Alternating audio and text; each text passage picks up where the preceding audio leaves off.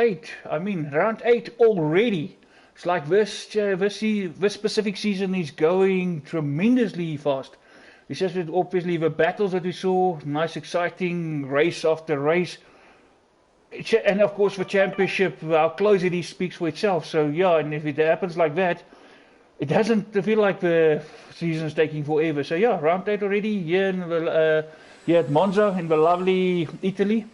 Of course, one of those high-speed circuits will suit a couple of guys because everybody likes speed. But of course, as much as it's got a lot of straights and high speed, you also need to be technically correct. Otherwise, you can be caught out very easily. And of course, we all know Ascari, chicane, and parabolica. Of course, joining me tonight again, welcome Mr. Devon Alice.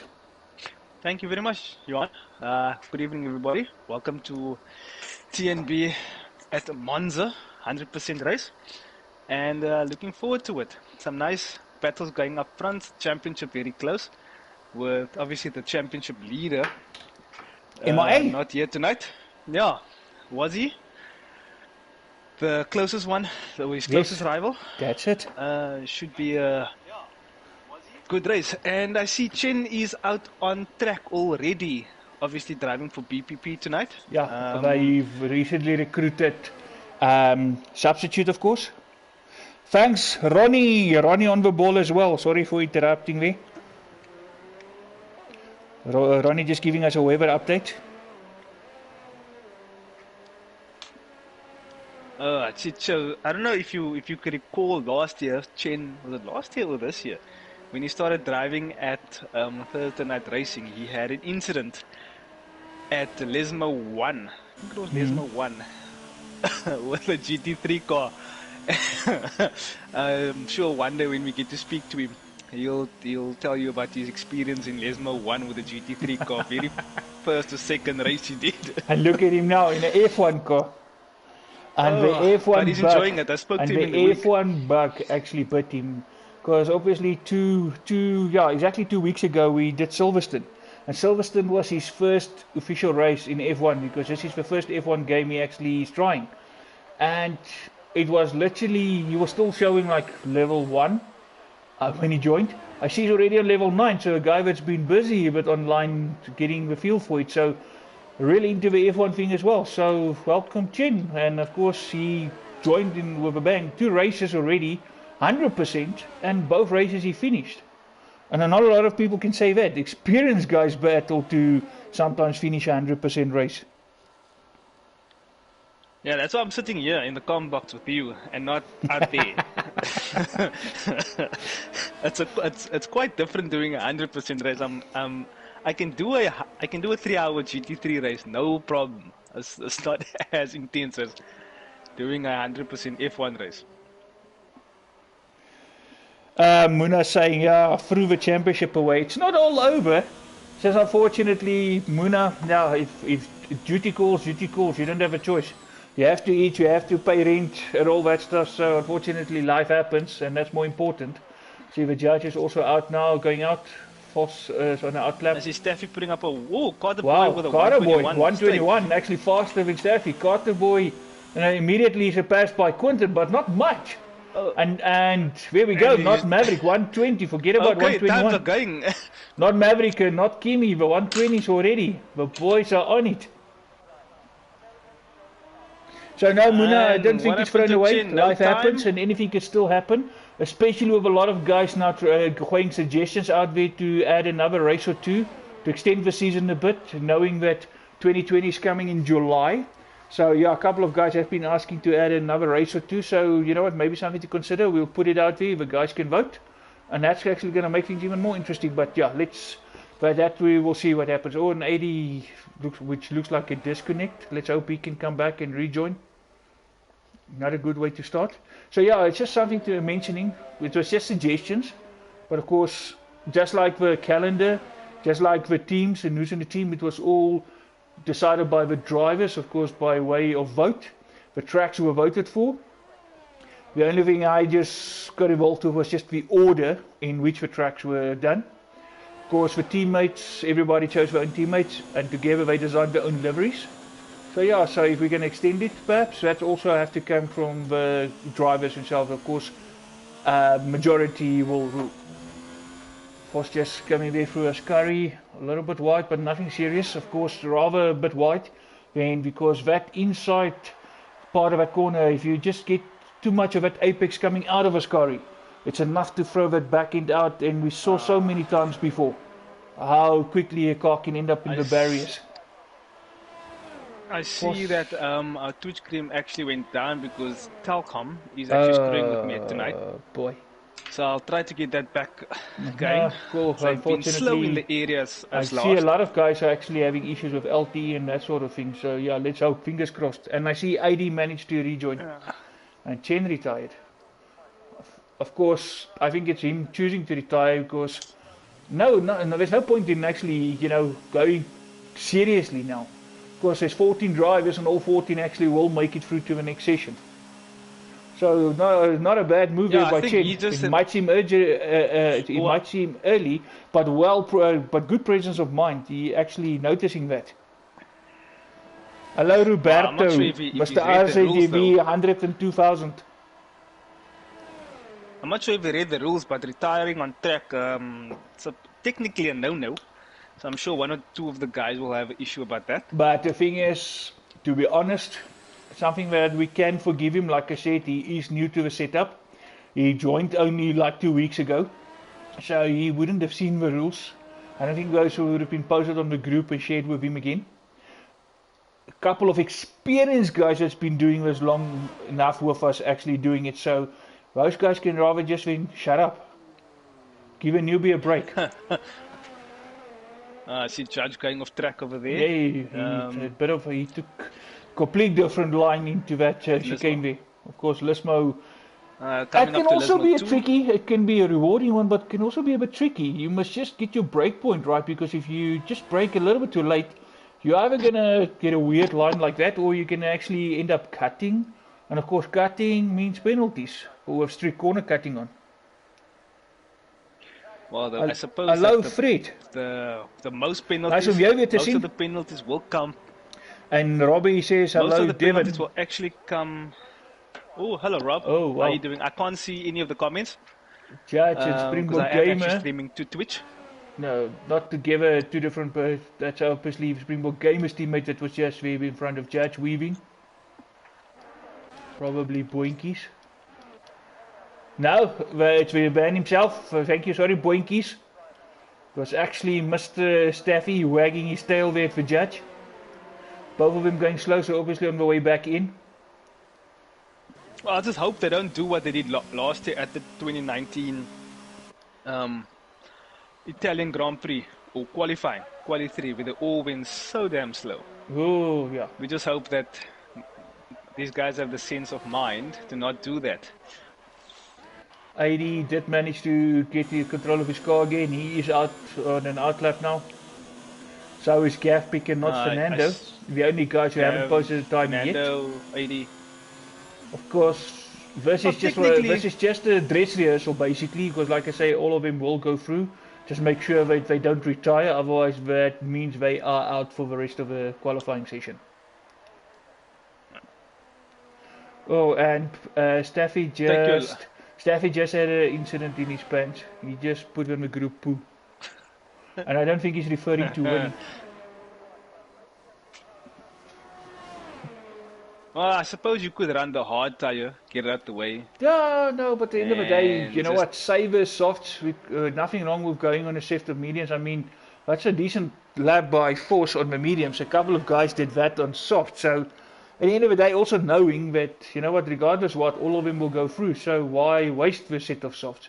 Rather save it for the sessions to come, because that extra tire can help, especially if it's very close in Q3. Not Maverick proving there now goes faster than not Kimi, 120.4. The two friends actually battling for dominance there. I mean, if you look at it, they keep this up, they'll be going past the pole position, the pole that put the lap that put Charles on pole last year. And which is exactly what you said last week, Mr. Statsman, and there Gaffpig went and actually bettered the lap time that Charles did in Bahrain last year. So Yeah, So, 120.4 already in Q1, so we on but a second off. We're on But target for 119s in Q3. around this 5.7 kilometer circuit, I mean, it's quick. These guys are moving. 80, we're in 8th place with a 121.9. Oh, and Springbok Gamer also having a bit of issues, so Mr. Twitch issues, you're not the only one who's got problems tonight by the looks of it. Well, I think it looks like my internet actually just stabilized a little bit. I'm not getting any lag spikes. Ooh, I can actually hear you clearly. So, fingers crossed throughout the race. I don't go anywhere. Nothing said, of course, guys want to be part of a race and then just for internet not to play with. Always, yeah, one of those tough things. I suppose we can let the guys know that for those who's interested, we might be doing some 5-lappers tomorrow. For anybody that's keen to join, It's about drop us just a message. obviously it's just about having fun. Yeah, just drop us a message. If you're not on our friends list on PSN, drop us a message with your PSN handle, and we'll give you invite. Of course, as much as I say having fun, it's not about now. It's not the opportunity to drive like an idiot. It's always nice if you still keep your race etiquette even in the 5-lappers. I think Benze learned that the hard way. You were speaking about. Oh, there we Fernando go. Not just Fernando. Big moment. Luckily, he hits the barrier just with the back end. Front wing still intact. All wheels still intact. So he'll live to fight another day. And that's exactly what I spoke about earlier. Coming out of Foscari, just that last bit. If you just take it a little too much, and that's exactly what happens with a car if you do that. So yes, it's so. But that's the thing about this track. It actually invites you to be brave and go pedal to the metal. But if you don't get the perfect line, something happened like that happened. Oh, now we have some car parts flying. I think that was more the board on the side. Oh, could be. I see there's going to be a lot of penalties on this track because that entrance to the pit lane. Ugh. I think I've gotten 1 or 2 penalties going through there already. I've gotten a 10-second drive-through on the GT3 cars. Oof. Yeah, but at least everybody's still there. I'm not sure why would you want to go and risk it. Just make sure you make it through to the next session. Oh yeah, how's this for you for sandbagging? We have a guy in 14th place. We all know that. That is sandbagging on steroids. Got a few some men sucker on that car for now. And as I say, the response with a purple first sector. I think he threw out some of those sandbags. Of course, like I say, Q1 is not nothing. It's just really a dress rehearsal. Especially if you only have 14 cars on the grid, so everybody is still in Q2 automatically. Even if you put in a slow lap, it's enough. Let's see, not lighting up timing screens for Q2. And of course, at first two, in sector 2, I mean. Of course, the first 2 sectors is where you really gain your time. Because here in the last sector, it's just about keeping it clean and to keep the momentum that you build up in those first 2 sectors and just carry it straight through to finish the lap. And now he comes around start-finish line and he actually goes fastest. Wow, look at that difference. I mean, we talk about 200.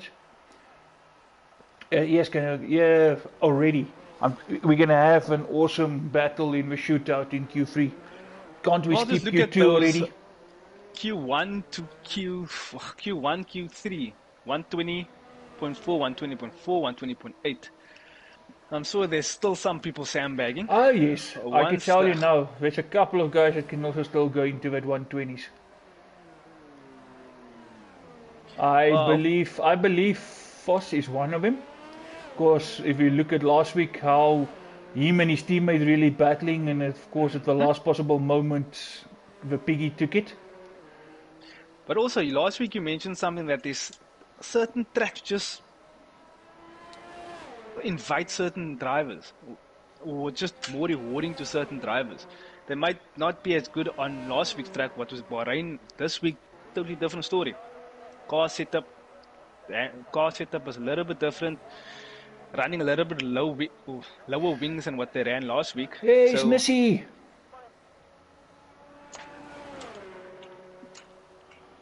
Dirkie, ek hoop hy ramwater, ek hoop hy loop lekker vanaand, dat hy jet fuel loop, want as die jet fuel gaan, dan weet ons, hy kar is freaking vinnig. So hou hom aan die gang.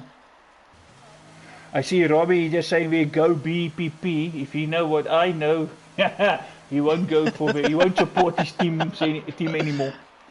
Because he's pretty much like an outcast now with them recruiting Chen. And it's not that they treat him like a reserve, they treat him like one of the Oaks.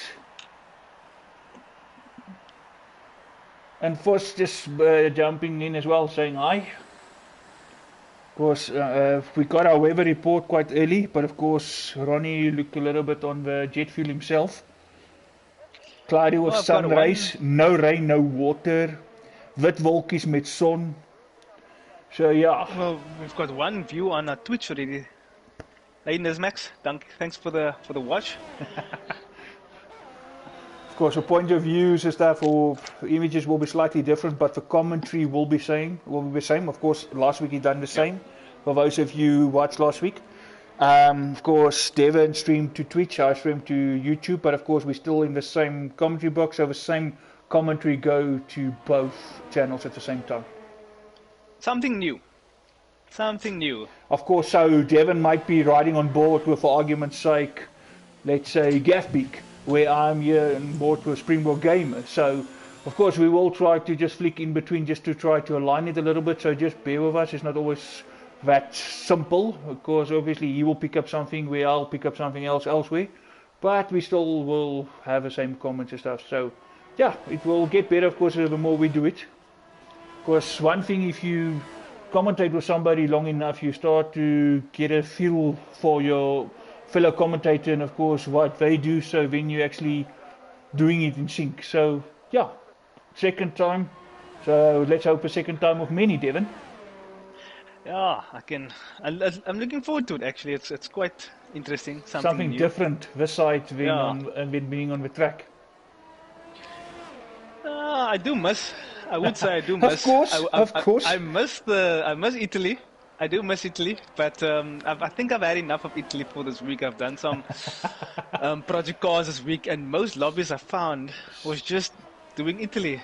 Afterwards, I was like, guys, I can't anymore. Springbok Gamer doing a judge on the judge. Just as Judge came up speeding towards that first chicane, Springbok Gamer actually pulled like off track just to give him the racing line, something that the judge are known for. I did obviously tell him today, yeah, he's lawnmower. He likes to cut the grass on the side of the track. So a couple of guys very generous with letting the faster guys through. Nice sportsmanship. You still, of course, I commentate in other leagues as well, and you see it all over, and of course a lot of stuff posted on social media. You see a lot of guys who actually are not that giving. Of course, nice if there's a bit of sportsmanship and guys also respecting each other. As much as this is racing, it's also about having fun and respecting each other. Exactly.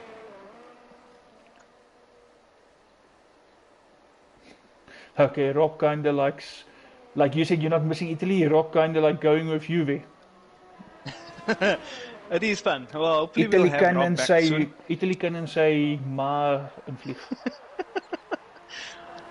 Well, hopefully Rob will be back very soon. We're just waiting for the likes of Springbok Gamer and not Maverick to finish. Not Maverick coming around. Everybody else are done. Yeah, he's jumping into the pits. He's dumping in the pits, yes. So we just waiting for Springbok Gamer, who's coming around now, around Parabolica, when he'll dive into the pits. Oh, he's diving in as well. There we go. So he's just going to, when he retires as well, because not Maverick did. As soon as Springbok Gamer retires, this will be done and dusted. Or, of course, that 1 minute 50 seconds run out first. So just going over the championship, I mean, obviously Munna's not here, leading the championship at 179. Wazzy, who is his teammate, at 161. Yes. Quentin at a 154. Ronald also at 154. Dirkie or Nizmax at a 152. Gav at a 129, and Foss is at a 112. I didn't take everybody's names down, I just took a few, just to give you the idea of how close it is going into this race. So Should be fun, should be interesting, should be close. BPP still leading the Constructors' Championship with Not Sober running in second, and then Oceans 13, Fontaine after that. And then, who's the next one? I can't even pronounce it. Either I can't read my own handwriting. Oh, my bad. Old age at the mid-50s. I need to get me a sports car. Sports glasses are more, I think, if you can read your own handwriting. Okay, right, so Q2, finally we got through, but of course that's not what we want to see. We want to see Q3. We just have to be a little bit patient, a little bit more. Some of the sandbags should be coming off. Oh, let's see first, actually, who's going out on which tire? Two mediums, Staffy and Carterboy. Normally I don't like doing this on the stream, but you know what?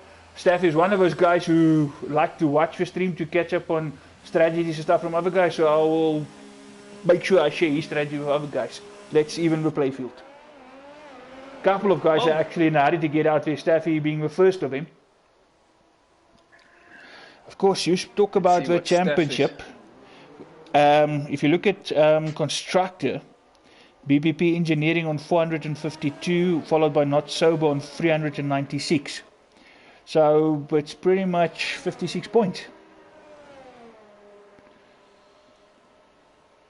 So, of course, a good night again here for Not Sober, and of course, if it's to top with the extra bad one for BPP, and yeah, that gap will be closer. Of course, Oceans Free is on 337.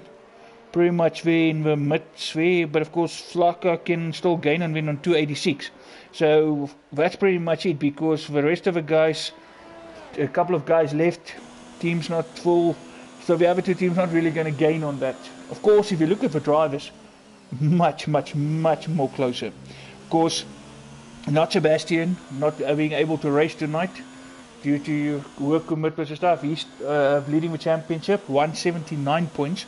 His teammate Not Kimi, of course, as Devin mentioned earlier, he's on 161, so we talk about 18 points.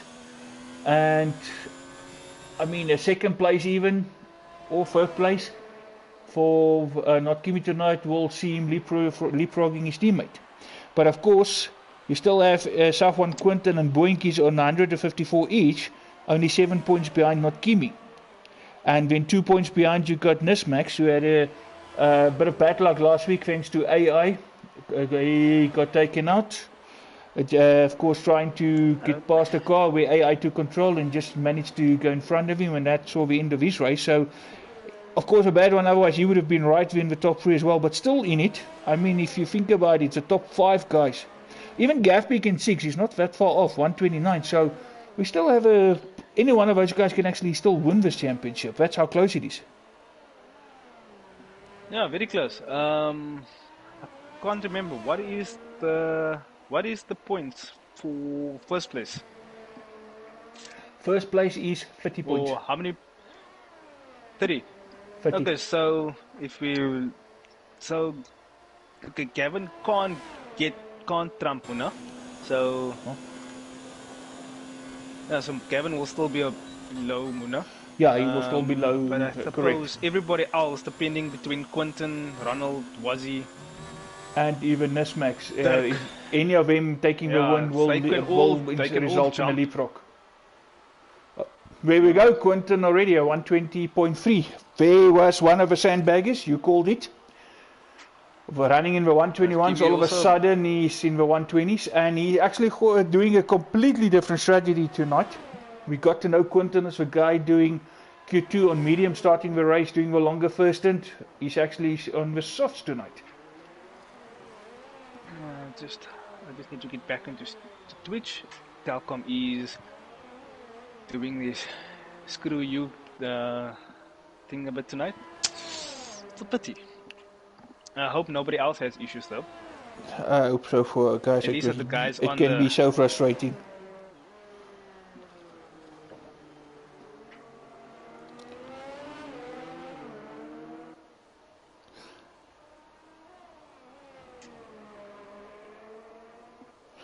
So, Rob, I assume if you talk about the old lady moving, she's coming more towards your way of a valley. Still a couple of pit sitters in the like of Nismax and Force, and I see Boinkies is also going to try his luck at mediums. Has Boinkies actually gotten a penalty this season? Yes. Of course, Has Mr. he? Clean. Oh. Yeah, no, he did.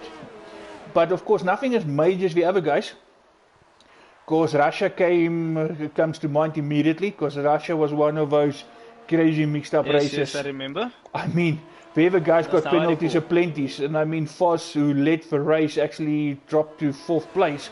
Guys who you didn't even think is going to get podiums actually ended up getting the podiums when it all played out. It was just one of those crazy races. So yes, Boinkies did get a couple of penalties, and it is definitely possible, but normally known as a very clean racer, not picking up penalties. Of course, Quinton is good competition for him there, because Quinton also don't pick up a lot of penalties, so the two of them are known for clean racing in the sense of not picking those penalties. Of course, just keep in mind, it doesn't mean that guys with penalties are bad drivers. So it's just obviously guys who have a different race strategies, of course, and the driving styles. If you just take a little bit too much of a corner, it doesn't mean all 4 wheels, just a little bit too much, and then you get a warning. And of course, 3 warnings is ends up in a 3-second penalty. Now, the corner cutting is set on strict, so where you normally would get away with it under normal circumstances, the strict corner cutting, you will be penalized. And of course, also keep in mind, some of those penalties are behind safety car under yellow flag conditions, because then the penalties are actually more severe. Where you get a 3-second, you can get anything from a 5-second to a immediate 10-second penalty behind the safety car. Yep, Rob, so gedink, dankie. Okay, let's try this again. Back onto Twitch. Hey, let's see now, third time lucky, hopefully. It's not this. And of course, Rob said as well, they're just pushing the limits. It doesn't make them bad drivers, of course. If you can exploit an advantage and you can push it, how will you know if you don't try? Because Gaff Peak is on a 120.1, we're getting closer and closer to those 119s. Yeah, I suppose we'll see them dropping into the 119s come Q3. When they start ramping up those. Exactly what I suggested in the first session, so I'm sticking with that. Chen, so if you had to do a prediction now, who would take pole? Yeah, and what would that pole time look like? You put me on the spot last week as well, prediction. And you put me on the spot last week as well, and I was so close, and then Gaff Peak spoiled the party right at the end. Looking between at not Maverick and not Kimi. Looking at Q3, looking at Q2, looking at what these guys can do, I will say Gaff Peak is still in there. Don't count out not Kimi and not Maverick. They both actually had good stints in the past on this track. But Foss is also now in the 120, so we got 5 guys actually in the 120s, which is actually all the names we mentioned, including Quinton. So I'm gonna stick to Gaff Peak tonight, and probably a 119.7, 119.8. I do want to say something, but I suppose I don't know if he's actually listening. But I rather don't want to do it because commentators curse, because I don't want to jinx drivers. Yeah, I see Nismax going purple in sector 1. There's a yellow flag in sector 2. Rob also made a prediction. He said Wazzy with a 119.5. But as you said, Nismax has got purple sectors, so that will give us an idea. Probably he can also be in the mix. Don't count him out. Also previous TNB 100% race championship winner. He did pick up a race win 2 weeks ago. It looked like 80. Yeah, it is 80. Of course, Ascari is one of those challenging pieces or parts of his track. And I mean, we even saw Sebastian Vettel, who had a moment there and threw his whole race away. This match coming around, start finish line, and goes fourth, a 120.5. Lost a bit of time in that middle sector, but it looks like a purple last sector. I think he lost a bit of time in sector 2 with that yellow flag. Also, sector 3 was a yellow flag. Someone was standing basically where Sebastian Vettel and Lance Stroll had the incident last year. Exactly, correct. But that was AD who spun there. Of course, as I said earlier, sector 1 and sector 2 is really where you build your lap time. When you just need to keep it clean in the third sector. Of course, Nismax had a first and a third, lost a bit of time in the second. If he carried that momentum into the second, that could have been definitely in the low 120s as well. So of course, someone who not to count out as well. So of course, just to remind everybody, the top 10 guys will go through to the Q3. Of course, the pole shooters, as we all know it. Currently in the drop zone is Springbok Gamer, the judge. Staffy already retired, so he will be eliminated, and 80. Springbok Game and Boinkies, not the two teammates there at Oceans Free are not split by much. A 947 for Boinkies with a 959 for Springbok Gamer. So yeah, two teammates in the drop zone, one on the border. And there we go. 80 actually put Boinkies now in the drop zone as well. So all three boys from Oceans Free now currently in the drop zone. Boinkies, Springbok Game and Judge. But again, 80 not much faster. 121.922. Yeah. So the three of them very close. But by the looks of it, two of them will be eliminated. Only one will be able to go through in 10th place. So at the moment, looks like a bit of a battle. Yeah, there we go. Boinkies changed to soft tire, so he's gonna have to come out and push. He won't want to be eliminated. Carboy into the pits as well. Not Maverick retiring. So for everybody that doesn't, not Kimi also, and of course Nismax as well. Force already did it. If you're avid Formula 1 follower, you know that Q2 is the fastest time you set up on Q2. Those tires you take through to the start of the race. So a little bit of a strategy does come into play when do you go with the mediums to play the long game. Yes, a little bit of a slower tire. But some guys can use the mediums to their best. I mean, I was privileged enough to stream. Of course, I streamed for Midweek Racing on a Tuesday evening as well. And one of the guys there on Tuesday was on mediums. That guy actually, he took pole. He took pole on the mediums. He actually started a race on the mediums. He fell back to second place, just merely because the guy behind him had soft tires and he had a better pull away because of the grip the softer tire gives, because it also heats up much quicker. So, but that didn't discourage him. He kept on pushing. He was actually posting good laps, fastest laps on those mediums, and he pushed those mediums, and he actually had speed on those mediums. I mean, pole, and he was pushing when he started a race with him, and he ended up winning the race. So don't count out the mediums. I'll rather go mediums than hard. Like I said, Quentin is a bit of an expert there already. It's surprising that tonight he's doing the softs and not the mediums. But the downside about it is you also rely on a good start, a clean start, and not to make contact with anybody, because all you need is a damaged front wing, and that strategy is out the door. Because you have to come in early to change the wing. Talking about damaged front wings. No, true that. Turn one on this. Here we go. Boinkies with a purple first sector. Obviously fighting to make sure he makes it through to the next session. I see Muna also saying that you can't count out De Wet, which is correct. You can't count out Maverick. Maverick also won the championship several times before. Of course, also expert, even if he doesn't drive with us as often as before. Of course, nice to see the occasional visits when he's standing for somebody. Purple second sector now for Boinkies as well. Did we see some real sandbagging and Boinkies now coming to life? Or did he listen to the stream and he said, did he listen to the stream and say, yeah, we obviously sing the praises of other guys, and I said, yeah, bugger you, let me show you how it's done. Well, I hope he's not taking too much life out of those softs, because he does need to start But it's just one good lap and that's it, and then he starts on it. And Boinkies goes 7th. Lost a bit of time in the last sector, but at least 7 guys in the 120s. So 80 then he's in the pits, he will not be able to come out. So Springbok Game and Judge is out there. Chen will also not be able to come out again, and he's currently borderline, but looks like Springbok Game is going to invalidate that lap. But there isn't enough time for him to come around Parabolica and start another hot lap. The Judge is at Lisma 1, so ran wide. Bit of a moment there.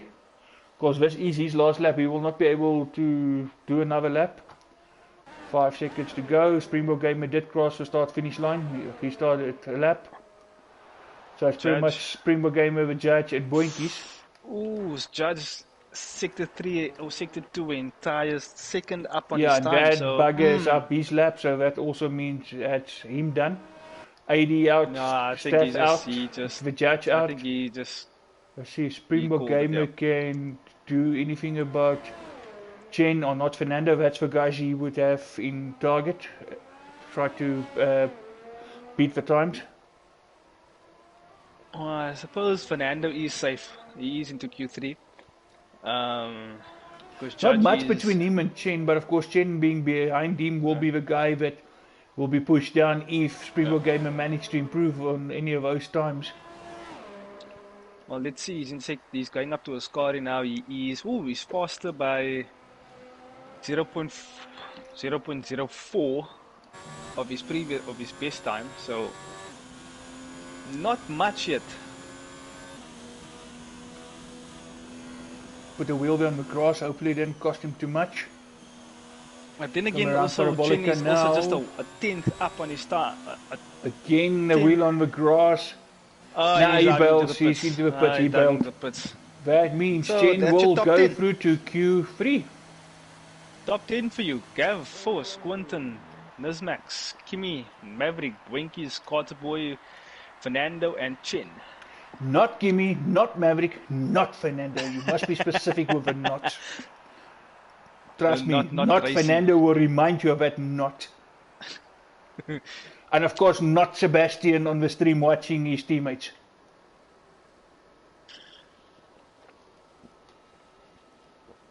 And of course, together those nots make up team not sober.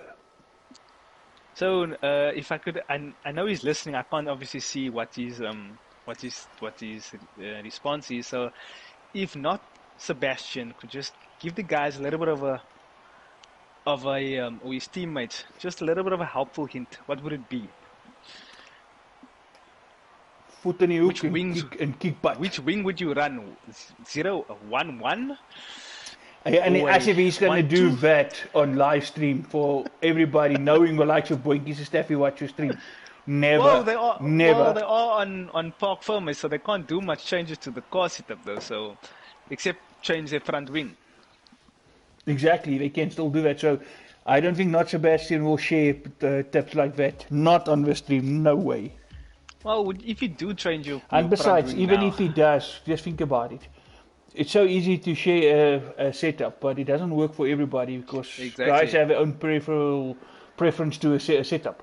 Like for argument's sake, you can have a guy that run as what call it a 5.7 wing if you want and still be fast.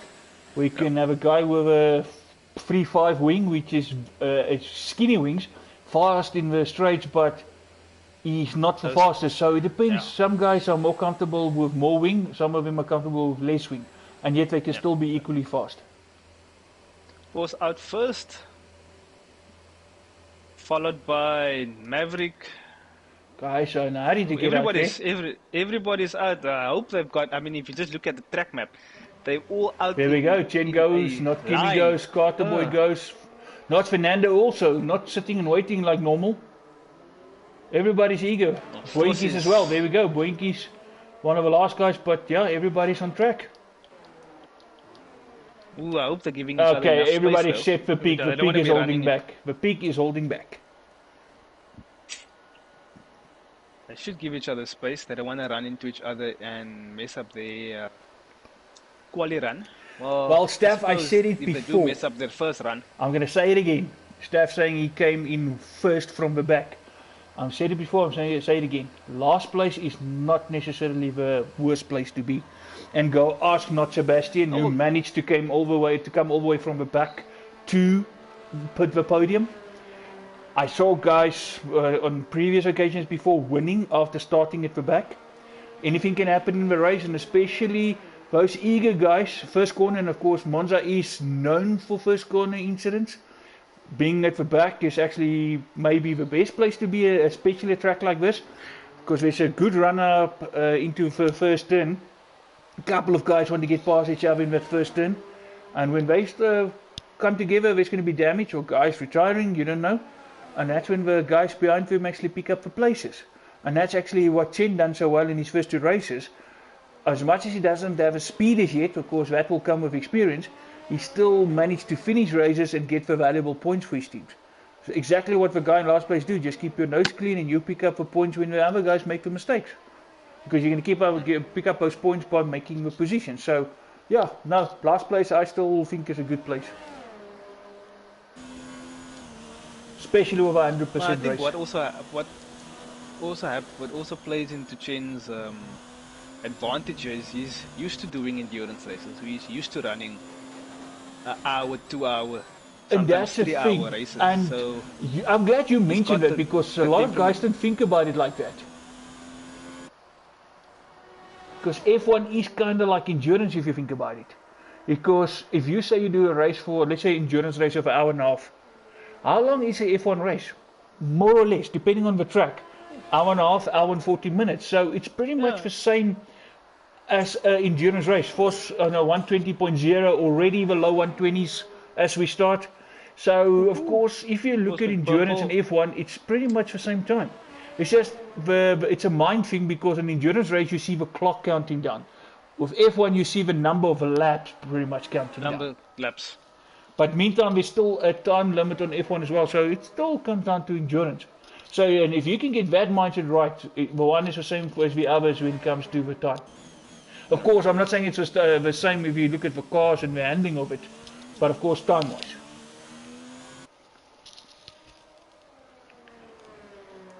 Of course, that's also something to commentate on, the endurance race. I had the privilege of doing a 3-hour endurance race. Downside is I had to do it by myself. Always nice if you have extra guys there supporting the commentary. But that was actually fun. Did a bit of Le Mans. It was actually at Le Mans. You were on track. You were on track. Of course, we did a kind of Le Mans. It was at Le Mans. That's when we did the different. It was. No, oh yes, I remember now. It was Le Mans. When we did the LMP1s, LMP2s, and the GT cars. Yeah. Gaff pick 198. Yes, there we go. We got the 119s. Woo! Muna said a 197. 197 for the vet. Rob said a 195 for Wazzy. Here we go, guys. It's all on. I said Gaff pick. Well, Mavericks. 7 minutes to go. But as not Sebastian said, don't count out not Maverick. Don't count out not Maverick. Currently. Yeah, he's just got one of the jelly bean cars in front of him. The jelly bean cars. Well, the guys do have 2 runs, I suppose. If you look like a packet of jelly beans, okay? I had a packet of jelly beans earlier. My wife hid it away from me. I must find out where she put it. Yeah, no, I just started something. You watch the jelly bean car, now you need for jelly beans. Not Kimi, not with a good lap. He backed out. Of course, he validated lap, so he just backed off a bit, saving it. But he is there already in the 120s. 6/10 to get to that time of Gaff peak. At the moment, it is a Flakker all front row. It's just over 6 minutes to go. And Turkey Nizmax putting himself in there with a 120.4.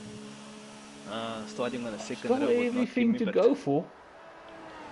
Well, if they get into the pits right now... I won't say Gaff peak is safe just yet.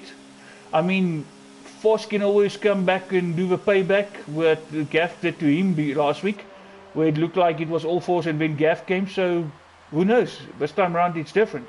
Because Vos said to me more than once, this is not one of his favorite tracks, it's not a good track for him, but looking at where he is and the times he managed, yeah, again, can it be part of a sandbag strategy?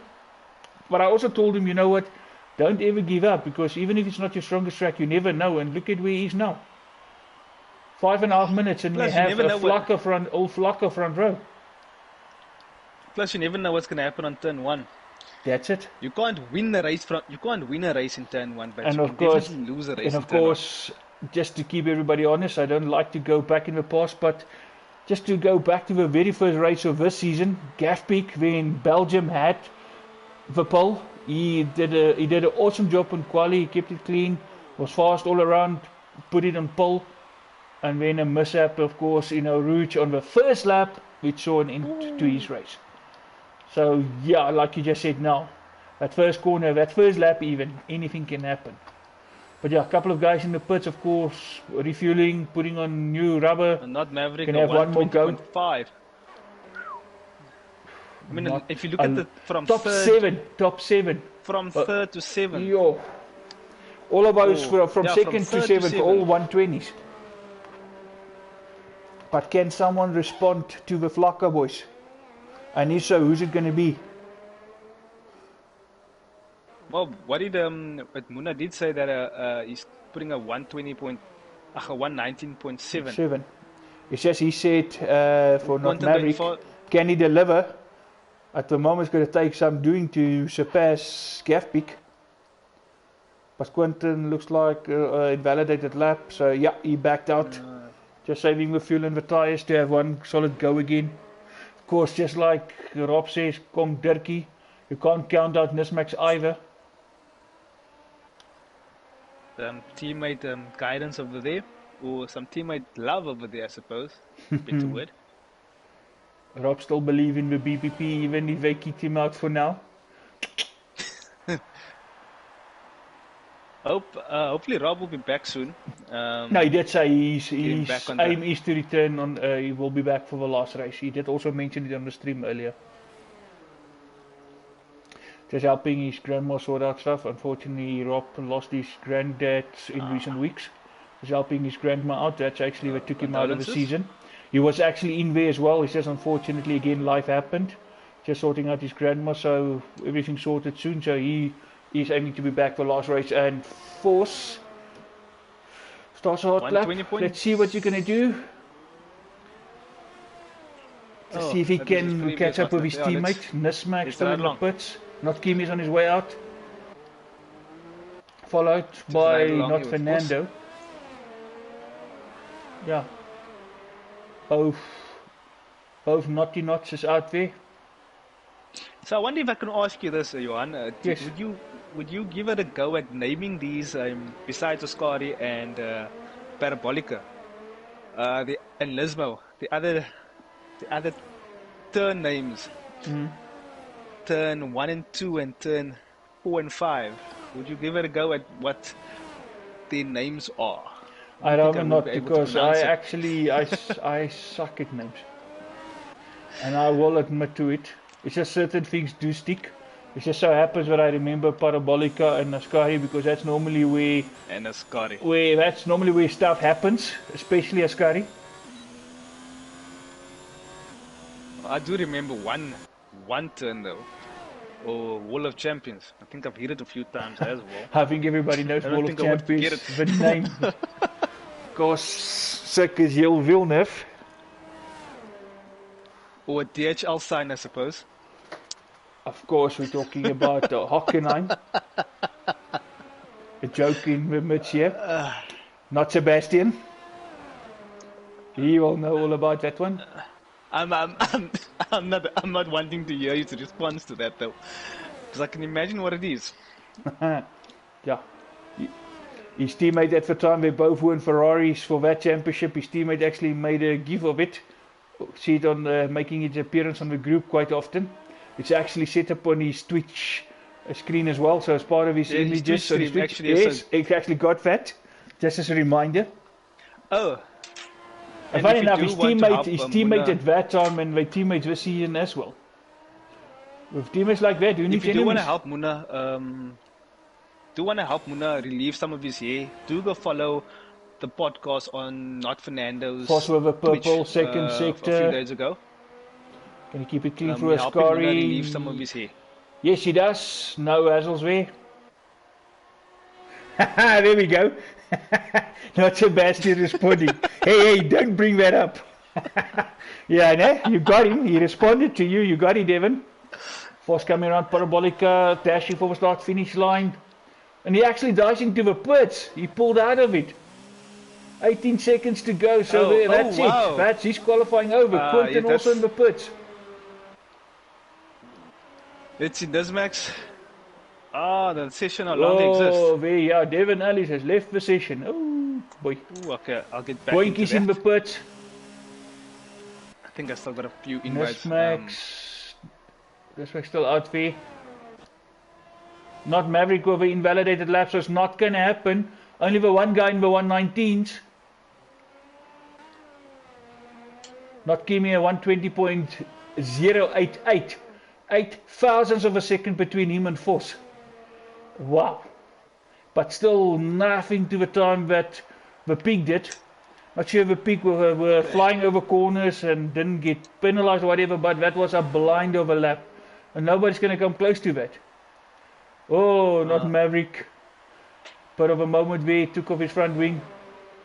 It can also be AI, never know. Nismax. A purple second sector. Nismax had a good clean come out there, exit there from Ascari, coming to Parabolica now. Only one guy left, and that is Nismax. Can he do something about that time?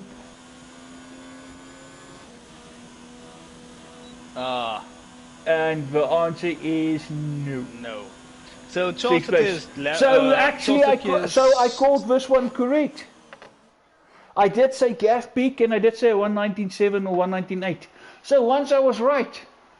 And Force didn't return the favour because last week I said Force and Gaff Peak spoiled my fun. This week I said Gaff Peak and Force didn't spoil my fun.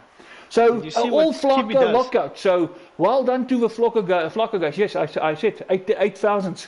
So well done Flocka Fontaine. All front row lockout.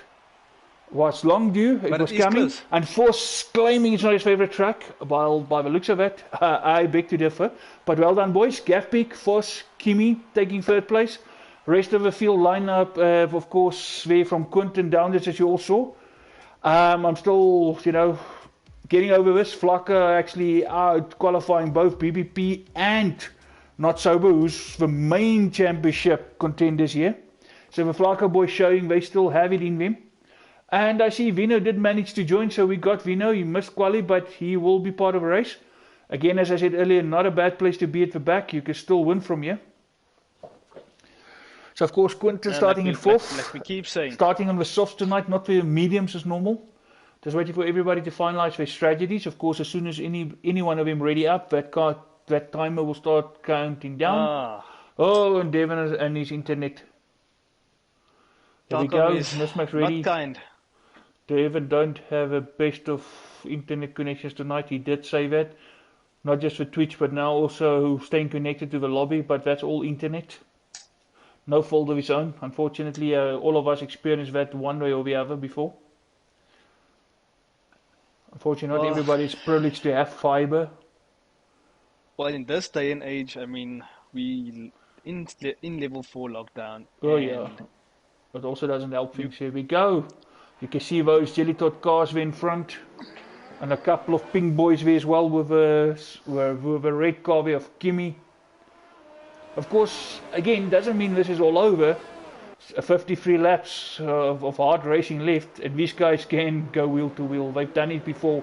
They've raced with each other long enough to know each other's styles, so they'll know where to exploit and where to push. Oh, and Gappy runs wide already in the formation lap. Oh, that's hope for his sake. That's not going to be his race. Because if he's going to do that on the first lap, especially if that's tickets for him, and he also gets him disqualified. He's disqualified from the formation lap. He will have to wait on the grid for the rest of the guys. Kimi as well. Tires getting cold, obviously on that sitting on that grid spot. I think not Kimi actually ran into Gaff Peak there as he went wide and came back on track. Gaff Peak, let's hope he just get that eagerness to be too quick on the accelerator now. Otherwise, it's not going to be a long race for him. or it's going to be a long, frustrating race. Last thing you want is to have a pole and then you wade away in the first few corners. I still think there might have been a little bit of sandbagging. Just speaks to a race strategy. Maybe I should just try and see, Staffy changed his strategy. Staffy decided to go and start the race on softs and not the mediums as he initially intended.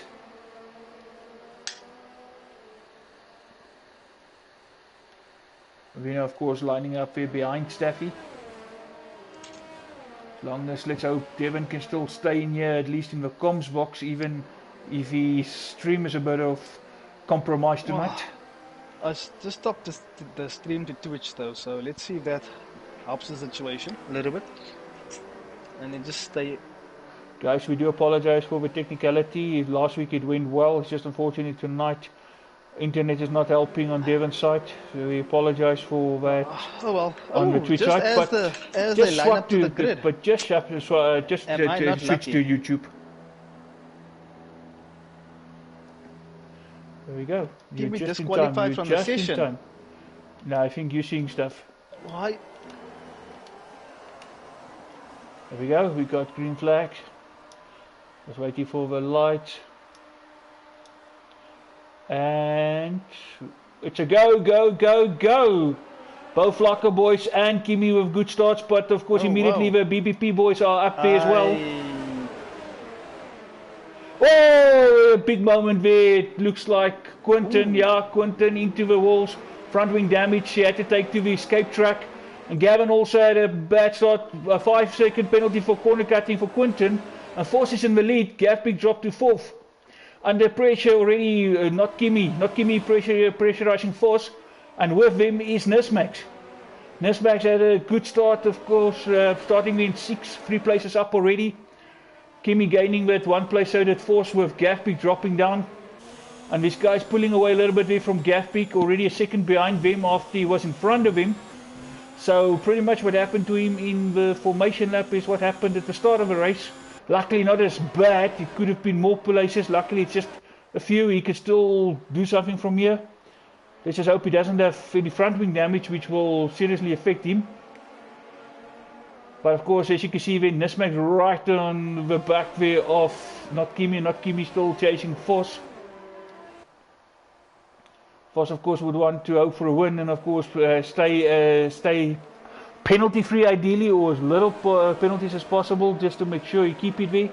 But of course this is only the first lap, still another 52 to go. Oh, hopefully now I can stay in. Gappy's still hanging on, but under pressure from Boinkies. Boinkies having a sniff, but he's too far back. He's not going to be able to get in there in that first corner. Behind them is not Maverick. Also just sizing them up, taking a bit of time, just looking what's happening. Of course, Safwan Quinton in the pitch, he will have to, because serious damage to that front wing. He's just going to lose time staying out. He's got on the mediums where he's his favourite tyre now, and he's got the clean track, so he can make up some places from here. I see Nismax is right on Kimi's ass. Still, yeah, definitely. So these guys are pretty much as they started, and Gavpik actually did manage to warm up his tyres and get the car under control, so he's right there behind Nismax now. So Gavpik back in racing mode. He's going to try to have a sniff coming into Ascari, but fought the better of it. There goes Judge. The Judge retired. I saw that, and that coming out of triggers Lisma a virtual safety car. That was out of Lisma 1. I just saw it at the back because I was driving along on board with not Fernando, and he just hit that curb on the exit of Lisma 1 and it threw him. But it looks more like he retired there, isn't it? Second Lisma by the looks of it? No, because obviously I can't go into the car now to see for sure. It looked like Lisma 1 though, I could be mistaken. Of course, there Quinton comes now from Lisma 1. Coming around the second part here now. Yeah, there's Judge's car just disappearing now. We're back to racing conditions. But anyway, Lisma 1, Lisma 2. I'm not the expert. I suck at names, as I said. Back to the front. This train. Gavpik's over. Top 4 now within less than a second from each other. And Kimi's got a great drive out there. He's going to put Force under pressure. Kimi's gonna try to go on the inside. Force is not fending off, but no, Kimi just a little bit too far back. Not this time at least. Kimi should watch out for Nismax staying right patient. Boinkies now fell off from Gavpeak. A lap ago he was trying to have a look on Gavpeak. Now he's trying to catch up with Gavpeak. And actually not Maverick within a second from him. The Boinkies will see pressure soon. And of course Chen with a brilliant start up to 7th. But another brilliant start by Vino from last place up to 8th already. 80 on his mediums in 9th. Not Fernando in 10th, following closely. Springbok Gamer just a second behind. Staffy up to 12th. Carboy in 13th. Quinton of course in 14th. Not Kimi, it looks like a little bit of a mistake. Or it was just him and Nismax having a moment because he's falling off Force now. Not Kimi is going to be under pressure from Nismax, but both have DRS. Not Kimi is going to take to the inside. Nismax trying to get some more slipstream outside. Is not gonna, Nismax is braver, but not that much, and Kimi stays in front. Of course, they have DRS, Force don't, so Force will feel the pressure now. But while they're battling, Force is actually putting a little bit of a gap. He would hope for that, because there's 3 guys here fighting for second place, and if they can keep each other busy and cost each other some time, that's going to help him, because they have DRS, he don't. Oh, it's just right on board on Chen, because Chen's got a good run on Vino. Yeah, Vino of course just got past Chen, because Vino coming from the back. Of course Vino will be gone in like less than 60 seconds, because Vino's got the pace. But still a good start there by Chen, because he's getting more and more used to this. It's just right back on board here with Nismax. Of course coming out of Ascari, just don't be too old and over the very brave, took a lot of curb there. Could have easily ended up in tears. Boinki's just not able to hold on. This guy is getting further and further away from him. 2nd, 3rd and 4th would have DRS coming out. That's it. Of course riding on board here with Gavpeak, so you can see all 3 in front just to see how close they are actually.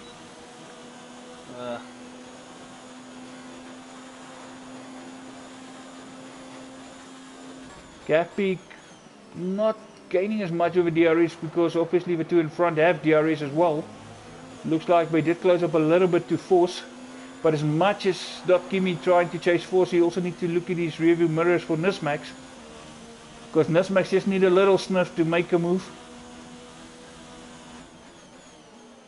And as I said before, these guys have been doing it long enough, so they know each other's styles.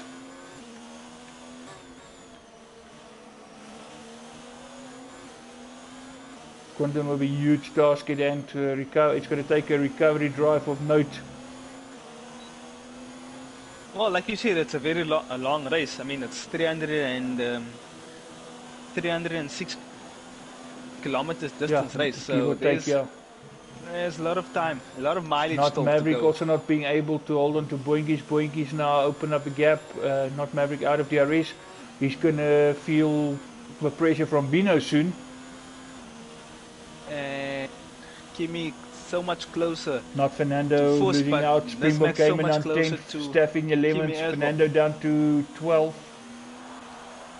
But of course, as it is now, everybody still gets points, so it's worth still racing. No, so early. Not that these guys will just give up. Oh, and here we go. Force is feeling it. Vino with the fastest Kimi lap. on the inside. No, just too far back. Not this time, but he's got a good drive out of the chicane. Again, right in the back of Force. If this was a DRS zone, Force would have been a sitting duck. Kimi staying with him, picking up his slipstream. Force is going to try to defend on the inside, comes back. Kimi going on the outside. Kimi saw him, but no, not Kimi's not going to fight much. Oh, and Force takes too much curve. That's going to cost him some momentum. And Kimi on the inside of Lesmo. And they touch. A bit of slight contact higher up. And they touch. Oh, not Kimi goes sideways, but nicely recovered. Only cost him 1 place. It could have been something completely different. Could have had wing damage. He could have spun, but luckily not much. So he can still have a go at these guys. DRS is open. Is having a sniff at Kimi. Well, not Kimi is going to defend on the inside. Gavpeak fought better of it.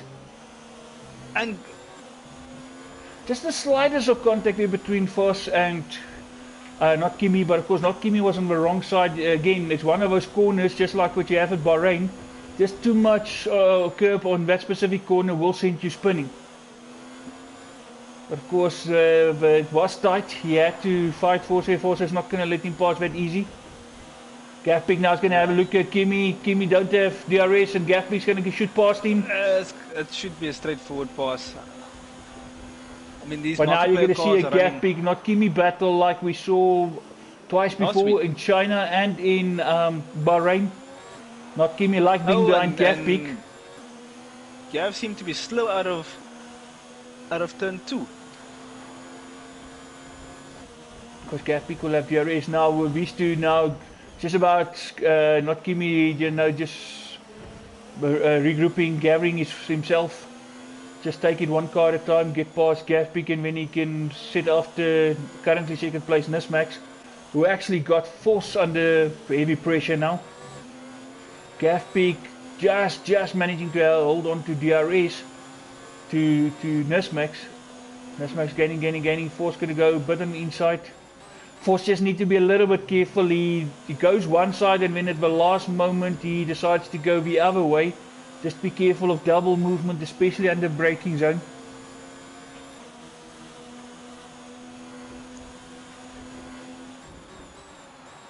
Because once you got your line, you committed to a line, you need to stick to that line. You can't change direction. And and Force goes a bit wide there. And now, of course, Nismax got a better go. He's got DRS wide open. He's going to dive to the outside. Will he have a momentum? Yes, he does. There's no way Force is going to come back and sneak back. So we got a new race leader on lap 8. Nismax in the lead. Not Maverick moves up to 5th with a pass on Boinkies. Boinkies, yes, he actually pulled that one back. After he was out of DRS, he clawed his way back to Boinkies, and the first possible opportunity he made his move. Was Vino behind Boinkies. Nismax just gave over the lead of Force, but I think Force actually went in hot and didn't have a clean exit, so that gave a position back. But he should have DRS. But that allowed Gafpik right on the V6 exhaust pipe. Not Kimi still following in close pursuit, also in DRS. Boinkies will feel the pressure from Vino, although he's trying to pressure not Maverick. Boinkies swinging side by side, trying for a gap. But that car, not Maverick, somehow it's just, not Maverick, lost it. Ascari claimed another victim. There we go. I didn't even catch that. It was the typical Ascari exit, back end stepping out, wall, bang, finish, over. So Ascari did it again. Shame on you, Ascari. Shame Unfortunate, and not Maverick actually had a good one. Fought his way up into 5th again, fighting there with Boinkies.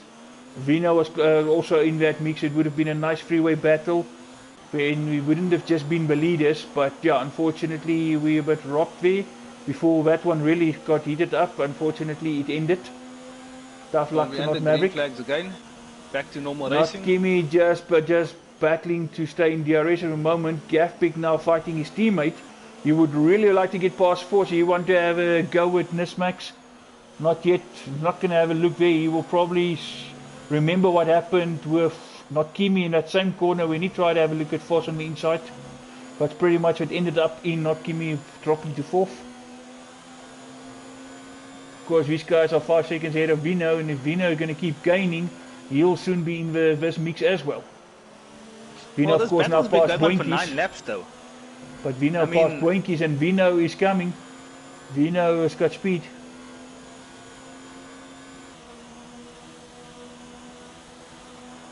Oh, there another one in Ascari, another victim.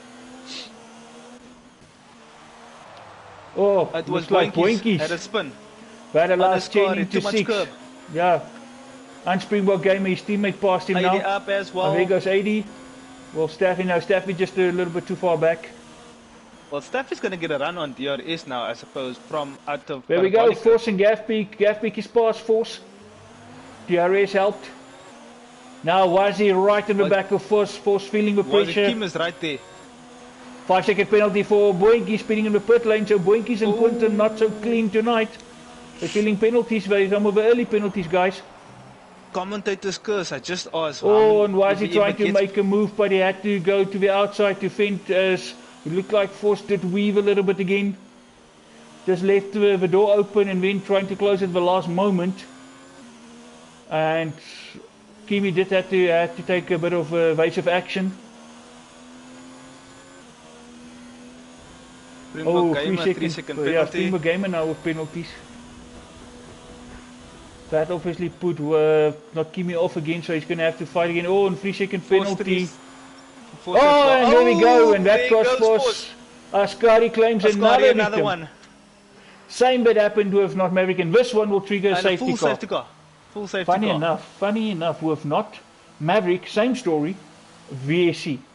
Now, a lap or two later, here goes Force, and it's a full safety car, so there's no consistency. Oh, drive-through penalty for Chen, speeding under the safety car. Speeding on the safety car. Yeah, but that happened to many drivers, and of course, not Kim is going to dive into the pits. He was at the right place at the right time, but then again, so did the leaders. All the leaders are actually in the pits. Vino's also diving in. Kimi, yeah. Nismax out. Gav out. Chen in third place. Yeah, Chen is also going to come into the pits. Springbok Game is also going to make a stop. Looks like AD stayed out. So let's just check what the guys are. What? I just want to see what. Gav Peak rejoins in third. Tires the guys are on. So Nismax is on AD mediums. goes a bit deep there. But AD is on mediums. Oh, that allows Gav on softs. So that would be, wow, AD just gave Gav and Steph a free pass. Call it a free out of jail ticket if you want. Get out of jail ticket. So, as it is now, Nismax first, Gav Peak second. And then of course Steph and AD between then not Kimi. So the leaders have all pitted on the mediums. But of course Gav. Not Kimi. Put on softs.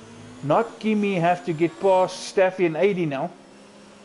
After AD actually allowed Staff and Gav Peak to come past him as he ran deep into the first chicane. So let's see of course if Kimi can get past him quickly. And then Staff once resumed. Well, Staff have to pit because 10 laps already on those softs. It's not going to last long. Everyone else got rid of his softs. Yeah. Kimi's on fresh medium, so he'll get past AD very quickly. And Nismax also on medium, so Nismax and Kimi are going to fight each other soon, I assume. Looking at that, both of them going to go long. Gav Peak for a different one. So the pressure's on Gav Peak because he's going to have to make those tires do the business. Because he obviously going to be on this. Exactly, he's going to have to put again, but he is on the softer tire. So of course you need to make those soft tires work while they're at the optimum, because it only takes a couple of laps when they start falling off. And being on the softer tire, you need to use it to get past Nismax if you want to make any inroads or make any difference in front. Yeah. So we have to see. Of course, overtake Nismax. Of course, if Nismax can be like what I said earlier, what I saw earlier this week on mediums, if Nismax is like that, it's not going to be an easy thing for Gav Peak. And Nismax is not an easy guy to pass. It's one thing catching, it's another passing. And that's obviously what not Kimi also showed us with Force. The other thing is also that some drivers can chase well, but they can't. Oh, there we go. Not Mavericks. It was for Pineapple that did the business. No, I said not Kimi. Said the guy had a lacquer moment, but yeah, he enjoyed himself. Wasn't too bad for a guy that had lots of pineapple beer. It was fun while it lasted. It's just I feel we were robbed from a lacquer battle between him, Boinkies and Vino. Maybe coming up there but funny, he went into a Ascari a lap later, there went Boinkies, and then a lap later, there goes Force, which triggered the safety car. But Boinkies the lucky one, just a bit of damage, he's still in it. Not as unlucky as the other two that had to retire. Obviously the judge lost it as Lisma won. Rob, ons wil nie politiek praat op die stream nie. That's a touchy subject daai. Because it's I can imagine what that was said. That is a kak idee. There we go. And we do apologize for co-commentate. Safety car in this lap, safety car lights out. Yes. You don't need to apologize for me. If, my fans know you say it as it is. I could have actually said it in a more straight language, but I was actually thinking of everybody here. And it's such a common word. Everybody knows it. Even the English pronounce it like that. Here we go, just waiting. Of course, Nismax is now safety car. Kimi will have to... Kimi actually is the guy here that's going to feel the pressure, and he's going to have to time it absolutely right. Because right with him is Vino. So both of them want to get past Staff and AD and go try their luck there at Nismax and Gatpeak. Of course, Vino and there goes, and there vaults Nismax. Yeah, Nismax vaults. Vino and Kimi, of course, had an epic battle last week in Bahrain for the win. Not Kimi also with a good start. KD and Staffy already feeling the pressure. Can Kimi gain more in the slipstream? Can he outbrake? He's going to go inside. Oh no, he's thinking. No, playing the safer option. He's not going to go dive bomb. He's not going to. Oh no! And Vino. Not sure if it was Vino or someone else. Corner cutting penalty there for Kimi. For Chen. Chen got a corner cutting penalty. Not Kimi now also got a penalty, but he got collected. Not sure if it was Vino or someone else, but Vino was for car behind. Vino still have his front wing intact. One of the pinkies. We don't want to play devil's advocate to say that was a strategical move. Of course, the cars I don't think any of the guys would be. No, the call. Just bear in mind. Steph. Just bear in mind. AD's got the pressure rubber, but AD's going to feel the pressure from Vino. Of course, you need to keep in mind we just restarted after a safety car. The tires will be cold still. Guys need to basically find their grip again. And of course, someone who actually gained from the safety car is Quinton. That actually closed that gap that he had to the guys running with all as far back down. So he's right there with him again. Gatpeak goes for the fastest lap, of course. That is the soft tires now doing the business on the inside of Nismax. Of course, as I said, he's got the faster tire, being the soft, and Nismax is not going to back down. 3-second penalty for Gatpeak. So Nismax, if Nismax keep it clean, it's going to actually count in his favour as well at the end of the race. Gatpeak's going to have to try again. He's going to have to make this move sooner or later because those tires are only going to last that long. Nismax's going to go on the inside, fend him off. Gatpeak's going to have to take the long way. Nismax taking a little bit too much of the inside corner, but no harm done there. Probably just a warning.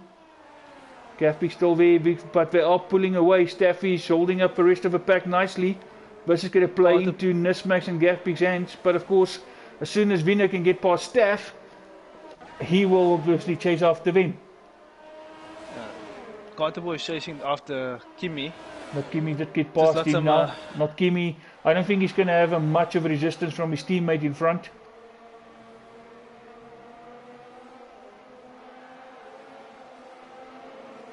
Well, team orders doesn't play a role though, so I suppose Kimi would chase down, not Fernando down the straight.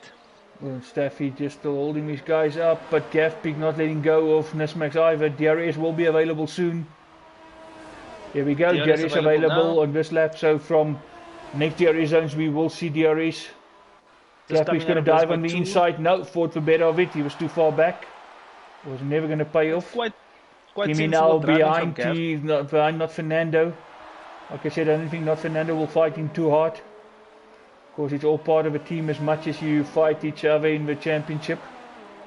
Okay, there's a swap. Kimi just over not to Kimi Fernando. in front. That puts not Fernando under pressure from Quinton as well. With him slowing down, he had a bit of a slow drive out there. So that puts Quinton in a better position. Not Fernando going on the outside. Yeah. That is Carterboy also up in the mix, but he's got the slower tyre. Looks like Carterboy cut the corner and he cut the corner by some margin. Boinky's also there in the mix.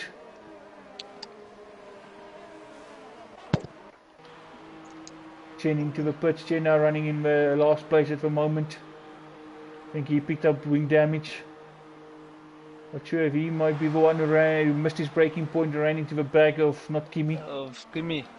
But like I said, I'm not going to make predictions. I didn't see exactly it is. There were several cars behind, so let's not dwell over that. I was riding on board on Kimi at that point in time. Yes, again behind 80. This is not going to last long. You will have DRS soon, so then Kimi can set after Vino. And Vino staying at, of course, still battling to get behind Staffy, past Staffy. So that's and playing into Kimi's, yeah, but that was all to do with DRS. And Nismac still fighting into that side by side. But Gavpik finally just got the edge. Staffy still keeping Vino behind. And not Kimi is past 80 now. DRS did help him. And also the fresher rubber he's got. So he will chase after Vino. And he would love to see Vino staying behind Staffy a bit longer so he can catch up with him. 3.5 seconds gap, Staffy to Nismax. Staffy on all the tyres. Gav needs to make that tyres count for him now because he's on the softs. He needs to admit that he's going to have to make to use them to the fullest, push it. Not Kimi chasing, still gaining a bit. Of course, this time around Vino will have DRS. Will Staffy take it to the inside if he's going to leave a door open? With DRS, not one of the best places to pass on this track. You're better on that start-finish line DRS because it's a much longer piece of track. Well, you can be brave and take a Scotty. Yeah, but you need to be very close. You need to be close enough to make that move. Force and Maverick on a Scotty though, so yes. Even Boinkies. So I doubt anybody's gonna do anything silly on a Scotty, especially coming out of a Scotty. Gavpik the sole remaining Flaka car. Well, he does put a 1.4 second gap onto Nismax. So he looks like he's going to have to push like crazy. And now Vino's going to have a look on the inside. Staff didn't defend onto the inside. Oh, a little bit of a touch. Just a bit of tyre rubbing, nothing serious. I was surprised Staffy didn't go to the inside. So he chose to stay on the outside. Running very long on the softs. Of course, it is possible because Monza is not that of an abrasive track. So you can really push those softs. Of course, everybody else just changed because of a safety car. Yeah, Nismax, of course, will battle to keep up with the peak. He is on the harder tyre, which is the slower tyre. So the pressure is still on Gavin because he needs to push as hard and build a gap to make up for that extra stop he have to make. Not Kimi still trying to now chase down Staffy, but also knowing that Staffy will have to pit soon. But Kimi, Vino, and Nismax pretty much on the same tyre strategy now. Quinton is a 3/10 behind 80, so he'll get DRS. Oh, and Quinton loses it. Aye. And there goes Quinton. Mr. Ali Shukas, boy. And that one also will trigger a safety car. Here we go again. Another safety car as Quinton. Yeah, and that is actually the third retirement. I'm not sure, because Judge actually... Third one. No, but Judge actually lost it with Lesmo. So it's the third retirement for Ascari and actually the fourth victim of Ascari tonight. 80's got a 5-second penalty for spinning the pit lane. He now making his pit. Staffy also clever enough did. Of course, more importantly, it will back up the grid again. Not Kimi just getting past the safety car because obviously the safety car came out when the leaders were already passed. So safety car will stay out there, let everybody pass. So when the leaders come around, the grid will form up behind the safety car. Well, this plays a little bit into Gav's hands because he's on the soft tyres, 7 laps old. This is actually playing more into the hands of the other guys. Gav will feel the pressure. Now again he's going to have to push like crazy on those tyres and he already did 7 laps on them. So I think still Gav is feeling the pressure. Whatever he built now is gone. Drive-through penalty, speeding under safety car. Drive-through penalty, not even 5 or 10 seconds. Drive-through with the grid already so close behind the safety car, that can actually put him in the back again. And now Quintus says, I jinxed him. No, it was Devin who jinxed you. Devin was talking about you when you did it. I was just riding on board. Yeah, because Devin was actually riding on board, yeah. But yeah, like I said, four victims of Ascari, 3 of those retirements. Boinky is actually with a brilliant recovery drive after his Ascari incident, and luckily not to retire. But yeah, but then again we expected it and we said it.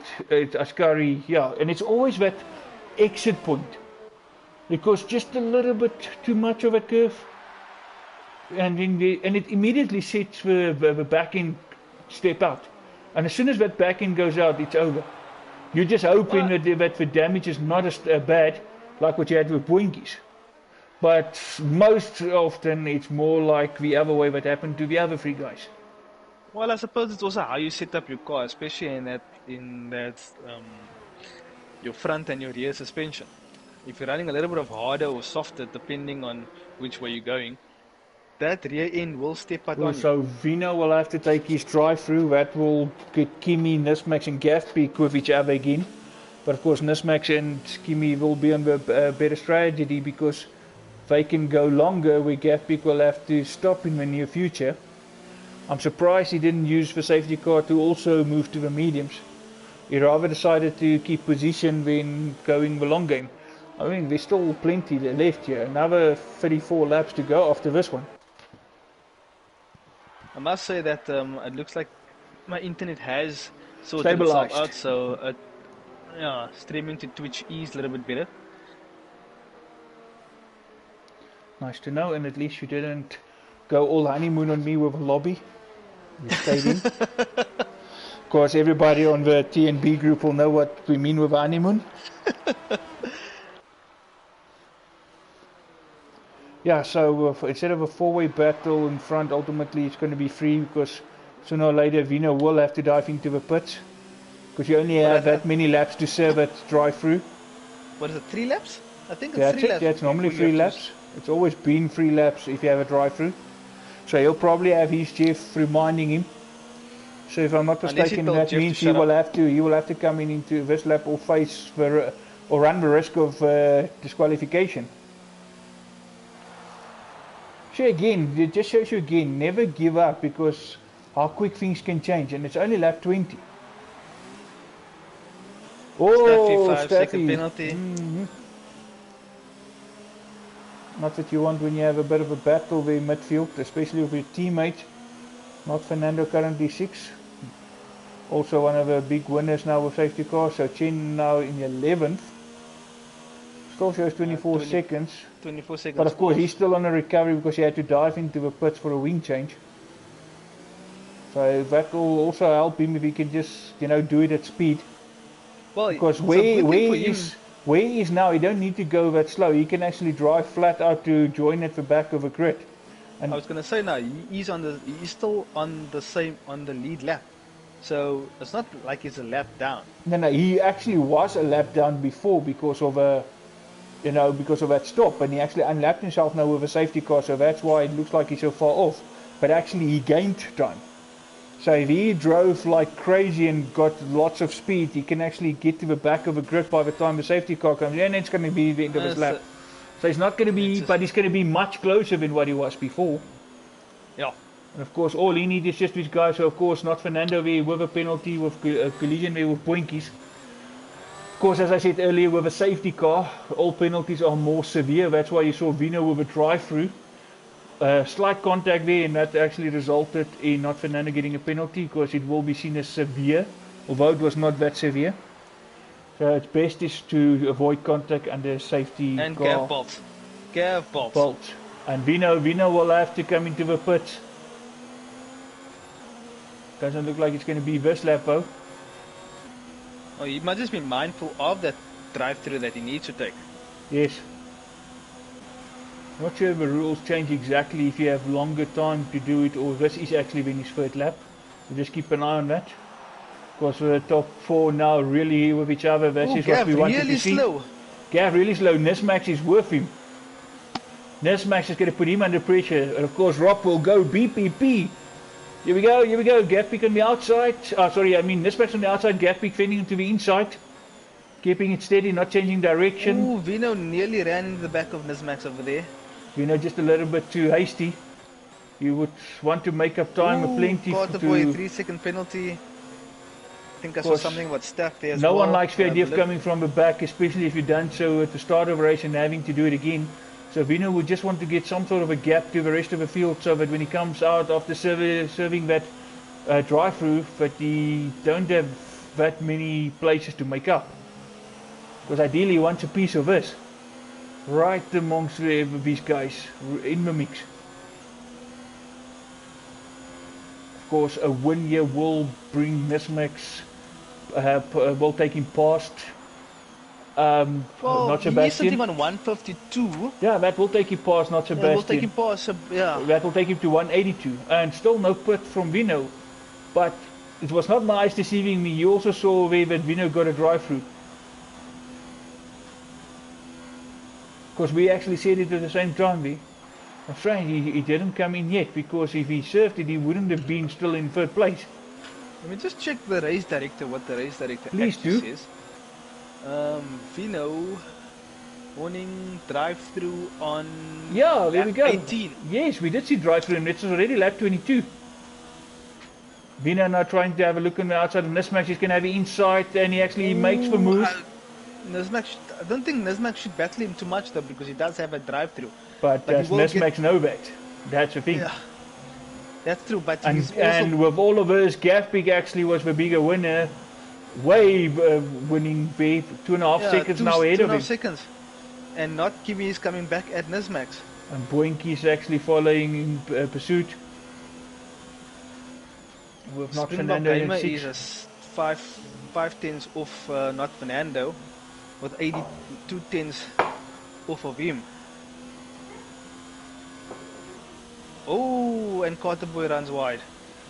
A bit of a story of his race so far, especially in that that second chicane.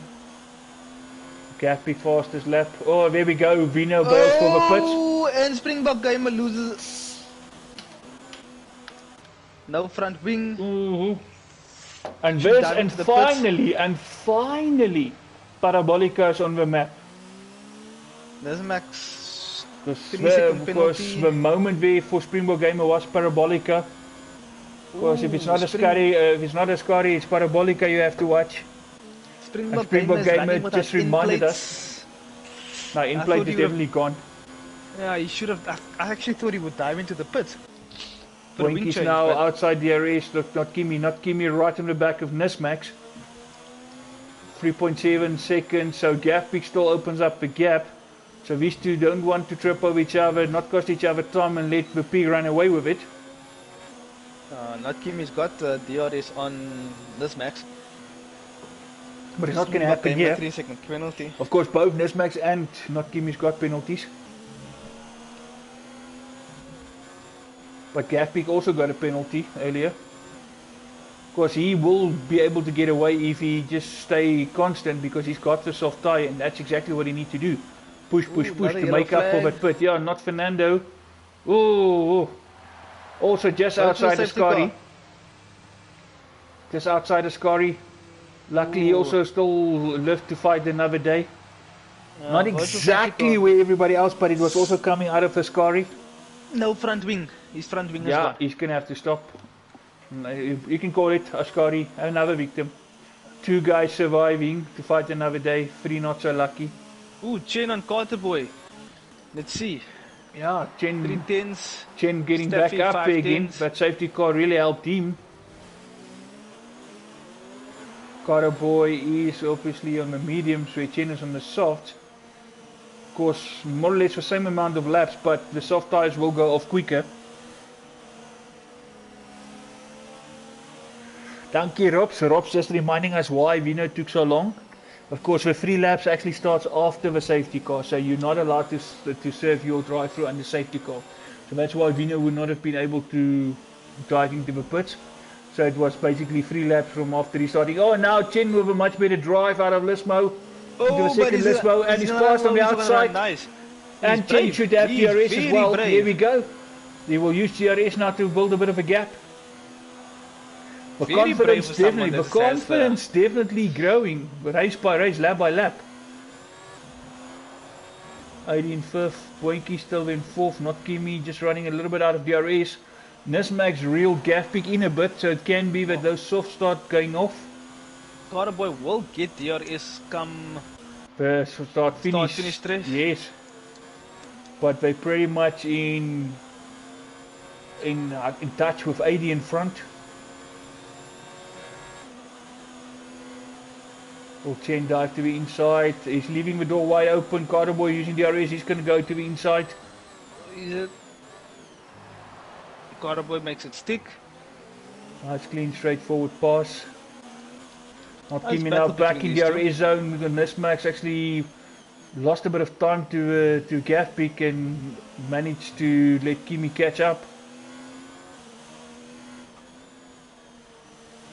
Of course, these three are all customers. They know each other. Several seasons that they've battled each other. All previous championship winners.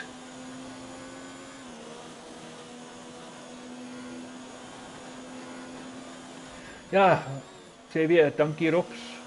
For a moment I actually forgot about the yellow flag rule, because you think about, sorry, the safety car rule, because penalties and stuff cannot be served behind the safety car. Of course, it's like the big old debate there in Australia in 2018, of course, when Vettel leapfrogged Lewis Hamilton under VSC. Because the whole thing about yellow flag, safety car conditions, of course, is not for you to gain. And at the end of the day, if you're serving a penalty there, it's not really much of a penalty. Yeah. Talking about Lewis Hamilton, he did set the fastest lap last year around Monza with a 1:21.7 on lap 51. Okay. Kevin, can I tell you something? Sure. Check the worry in my eye, bro. Well, do you know who actually and Robbie will probably, Rob, I can tell you now, Robs will probably tell you exact same thing. Do you know who actually has the fastest lap around here? With a 1:21.121 flat. It is actually Rubens Barrichello in 2004. That's it, Ferrari days. He's still, yeah. Oh, how do we miss those V10s and V12s? Actually, I don't even miss the V10s and V12s. I just miss racing at this point in time. Yeah, look, at this moment, none of us will be picky if it's a freaking V8 or if it's a 1.6 turbocharged or if it's a V10, as long as we just can see them going again. Yeah, even the electric series. I mean, Nisbacks are not able to hold on to Gav peak. Yeah, Gav running away from those. But I'm gonna, and I don't want to jinx it, commentators curse, so I'm gonna just say it. Okay, but can Gav keep it all together and not self-destruct later in the race? Oh, pardon me. And of course, and if he can have luck on his side as well, because the guys from Flaka seem to have rotten luck. So, because as Murray Walker said it before, a good couple of seasons before, you've got to be good to be lucky. So, and of course, you need to be lucky to be good. So it works both ways. You make your own luck, but if you're not good, what's luck going to help you? And if you're good, you still need a bit of luck to make it count. So, yeah. And if you have rotten luck, unfortunately, Flaka shows us what happens with rotten luck. And he's riding on board here with Steph. Steph's got theories unable to hold on to Carterboy. And Vino also up in the middle. Yeah, Vino's right there. Vino again. Vino and Chen. Oh, there we go. Vino. There we go. Another Ascari, but luckily no contact with walls. Luckily no damage. Just a good old spin. Ascari doing it again. But luckily Vino, I think the most lucky of them all. He's the first one to spin coming out of Ascari and not get any damage. No damage. End plates are still there. Front wing is still there. Luckily no wall contact.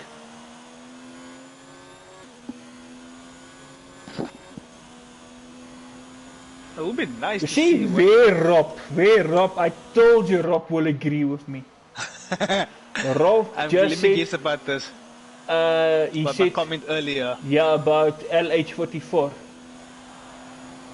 He said in his best Afrikaans, skroef die box.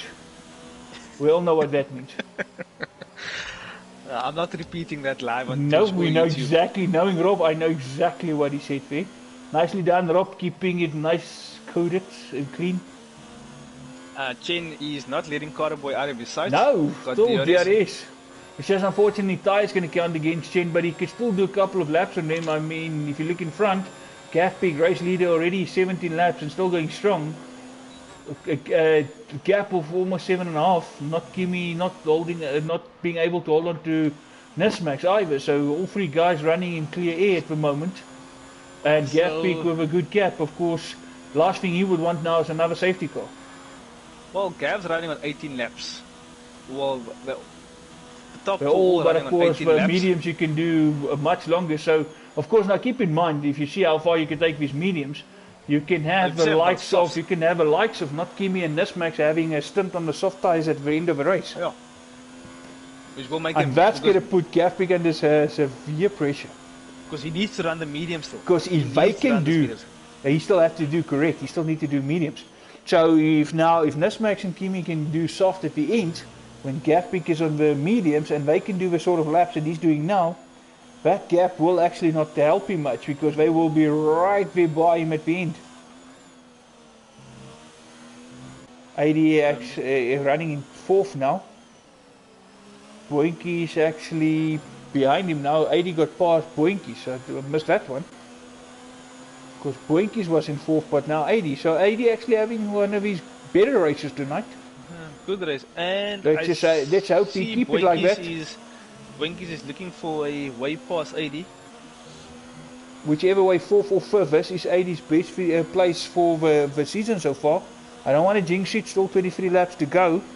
But let's hope for that team, especially after him losing teammates. He's on his own now in that team.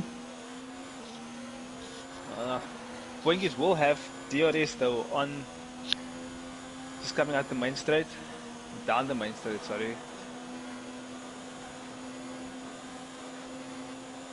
Because Not Sober's got 2 cars left. BBP still got 2 cars left. Oceans 3 still got all 3 cars left. Gaffbig the sole remaining Flocka, of course 80 is the only guy, as I said earlier. No teammates for him, both bailed on him halfway through the season. 80 defending nicely on the inside. Boinky's already 20 laps on his mediums, where 80 only did 12 on his softs. Not Kimi gained a bit of time on Nismax, and in front Gaffbig still opened the gap some more.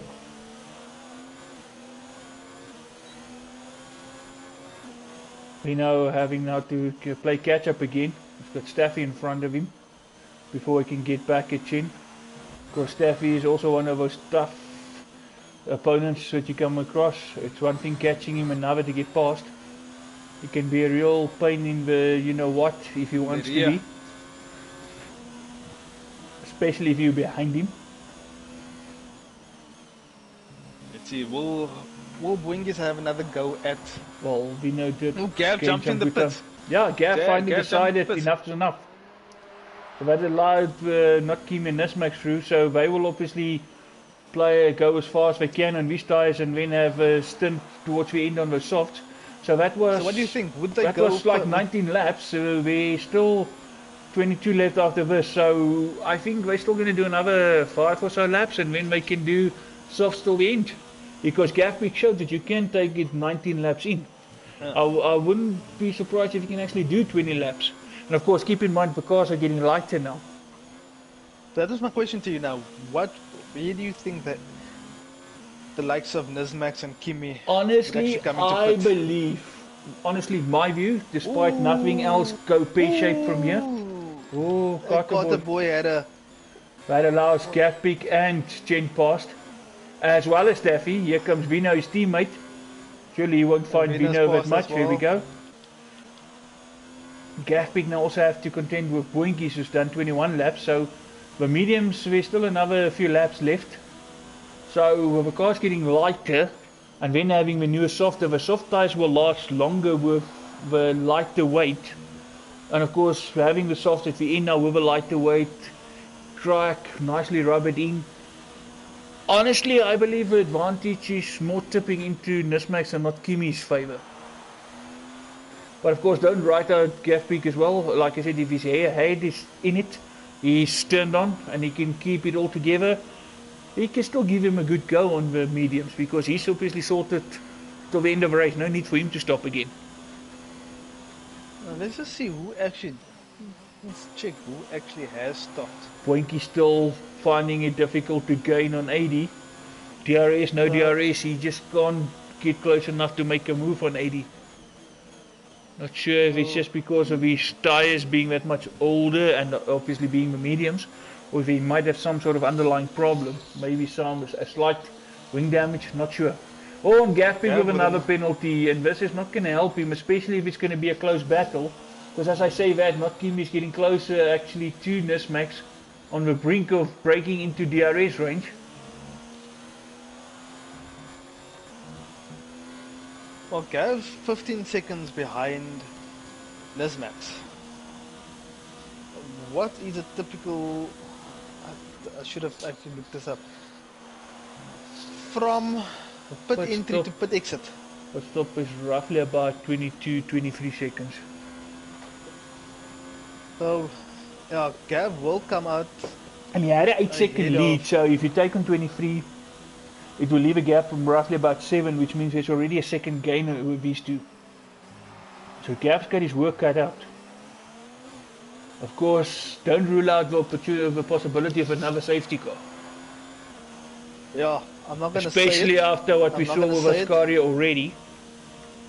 Since I said commentator's curse was thrown at me, so commentator's curse or not. Oh, not Kimi having a big moment there, running wide on the exit of that second chicane. That actually let Nismax overhook a bit. Now gap opened up to 2 seconds. 80 now running in third, of course, with Gaffbeek stopped. Boinky's falling back to 80. Yeah, 80 a bit sideways there out of Lismo. But yeah, Boinky's out of DRS range, so 80 doing a tremendous job here. He did stop once, so he's going to have to stop again. Because yeah, of course, he's going to have to do mediums at the end. Oh, but Boinky's will also be able to do a soft stint at the end. I got yellow, not sure. Here we go. It's out of Lesmo, it's Carterboy again. Lesmo 1, if I believe. Car's just not coming together for him.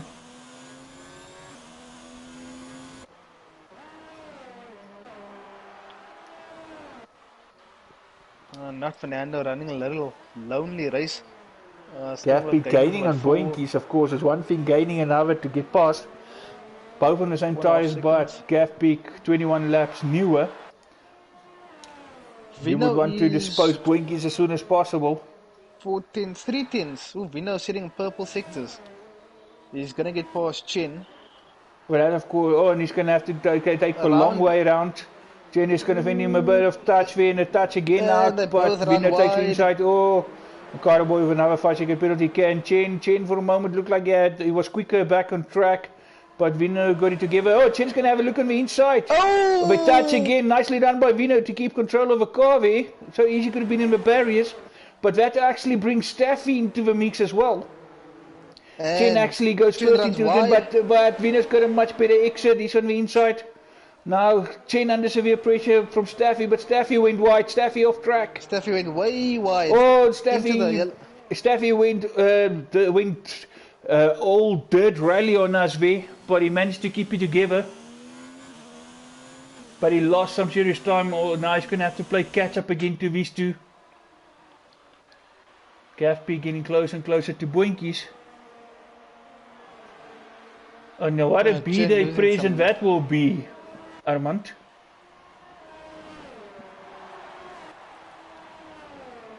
Looks like we got a birthday boy tomorrow, and he's having one of his best races yet. Still opened up the gap somewhat to Boinky's. Boinky's finding it very difficult to actually catch up to 80. It's like 80 finally got into his groove.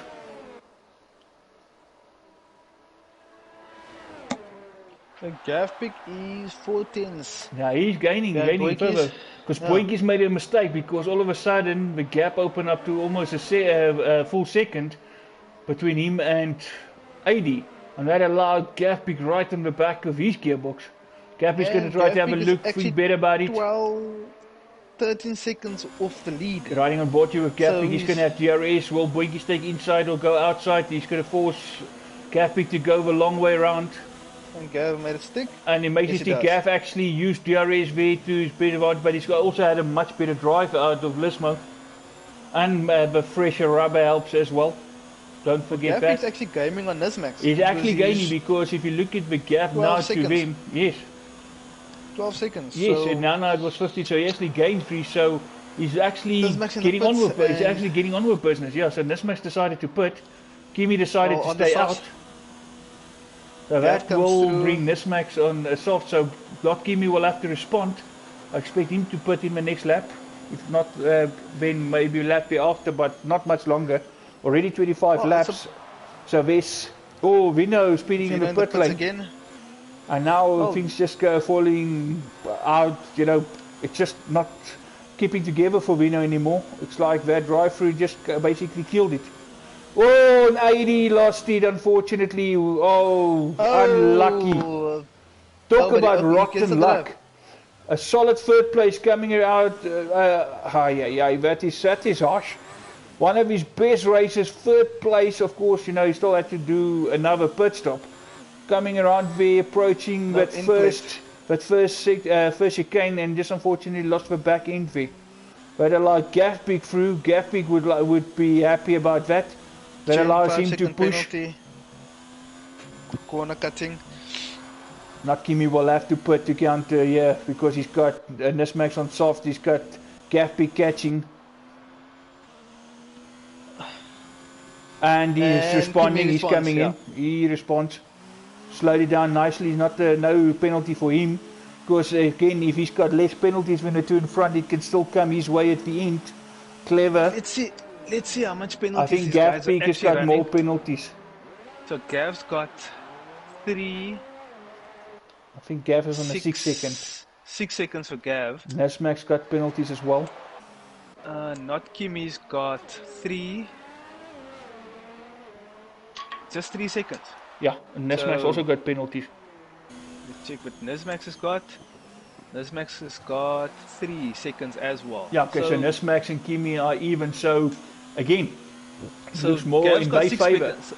They So on Gav the needs to soft prove tyres, so this. they on new soft tyres. So Kimi obviously one lap newer tyres Pressure, compared to yeah. Nismax. So of course, at one lap can make a difference, it cannot, we'll have to wait and see. Of course, we saw Silverstone 2 weeks ago, where the guys put Nismax under pressure. I mean, we talk about way less than a second, 2 tenths, 3 tenths, but they couldn't get past him, so yeah, and now these guys actually will light a few loads, fresh, soft being the better and faster tyre, so fresh, soft, light a few loads, so I still believe it's in their favour, but not Kimi did run a bit wide on his outlap, costing him a bit of time. So he's going to have to catch up with Nismax because they got the same penalty count. So it's going to have to be done all on track unless of course something still happens from Jan. Gaffic at the moment Needs got a to put 6 3 seconds. He's got less Needs than to put 6 3 seconds, and seconds, if you take his 6 seconds, but Nismax has got 3 seconds, so That's it still actually gives responding, it still gives Nismax, it still gives Gaffic 3 seconds. Yeah. So as it Nismax is, is if it 9 were to seconds. finish now, Gaffic will still get the win with Nismax second and not Kimi third, because these guys obviously don't need to pit. Boinkies will have to pit again. There's no way you can take these tyres right to the end. Nismax just took out 2 tenths out of Gav. Yes, and he's the post fastest lap as well. Yeah, So 2 he's tenths now out of doing Gav, what you can set the Gaffic one. did on the previous stint. And that's exactly what we expect him to do. Not Kimi not being able to hold on, so he's going to have to get it together soon if he wants to be challenging in the final stages. Boinkies, of course, understandably falling back to Gaffic. Much older tyres. And now Staffy, from last on the grid, well, second last on the grid at the start, seeing himself in 5th place at the moment. Oh, would Steph need to pit again though? There's He still has there's one 15 stop. laps. And he's It's possible if he can push it, unless that's also what Boinkies is trying. So The Ocean's boys going for a longer stint. Of course, Springbok Gamer 14 laps on mediums. He can definitely do it. You don't need to stop again. Oh, Steph doesn't need to because he started on softs, if I'm not mistaken. Boinkies into the pits, 29 laps on those mediums. Not Kimi did bring the gap down a little bit to Nismax. Now we can see that in the right order you can actually see the gaps. Gap peak, more or less the same gap as what he had when he pitted, but of course that was also Nismax gaining on him, and Vino now fastest lap. 122.8. Lighter fuel load, lighter, of course, the soft tires. We're going to see more of these now towards the end. Oh, that's what? 13, 14 laps to go. Nismax got a 14 after 8 second gap to close. To Gav. But not Kimi lost time again, just as he closed it when he loses a bit of time again. Lost two tenths there. How long can Staffy stay in front of Vino? Because Vino is driving like a guy possessed at the moment. But again, penalties, we still need to keep that in mind. But those tires of Staff's are 21 laps, yeah. And of course, one thing about the medium tend to go off and then come back to you. So it doesn't mean it's over. It's possible if you really want to commit to staying on these tires to the end. But of course, as we can already see what these guys in the soft tires can do. But if he can look after his tires, he can still, fight for position, just staying where he is. But Vino is gaining at an alarming rate, so it's not going to be long. Just so that everybody knows, it's having a one-stop versus two-stop strategy. Vino another fastest lap. A one-stop is not always the fastest because you will lose time. Nismax also guy on the move. He's closing to Gav Peak, another 3 tenths. And at the same time he's also opening to not Kimi. To Kimi, yeah. What was I saying? One stop is not always the fastest because those tires will go off depending on. I know. Rob will be all wet when his teammate wins. Oh, Nismax is actually taking out gaps out of yes, it's now under 7.7. At an alarming rate. The Gav Peak is going to feel this. Have an issue. If Nismax can keep this up for another 4-5 laps, game on. But now the question is, can not Kimi keep up with him and do the same?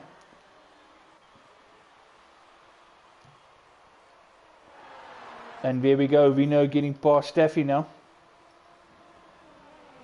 In the DRS zone, coming up to Ascari. 10 seconds behind. Because Vino will be a bit more cautious now coming out of Ascari, already having a moment there earlier.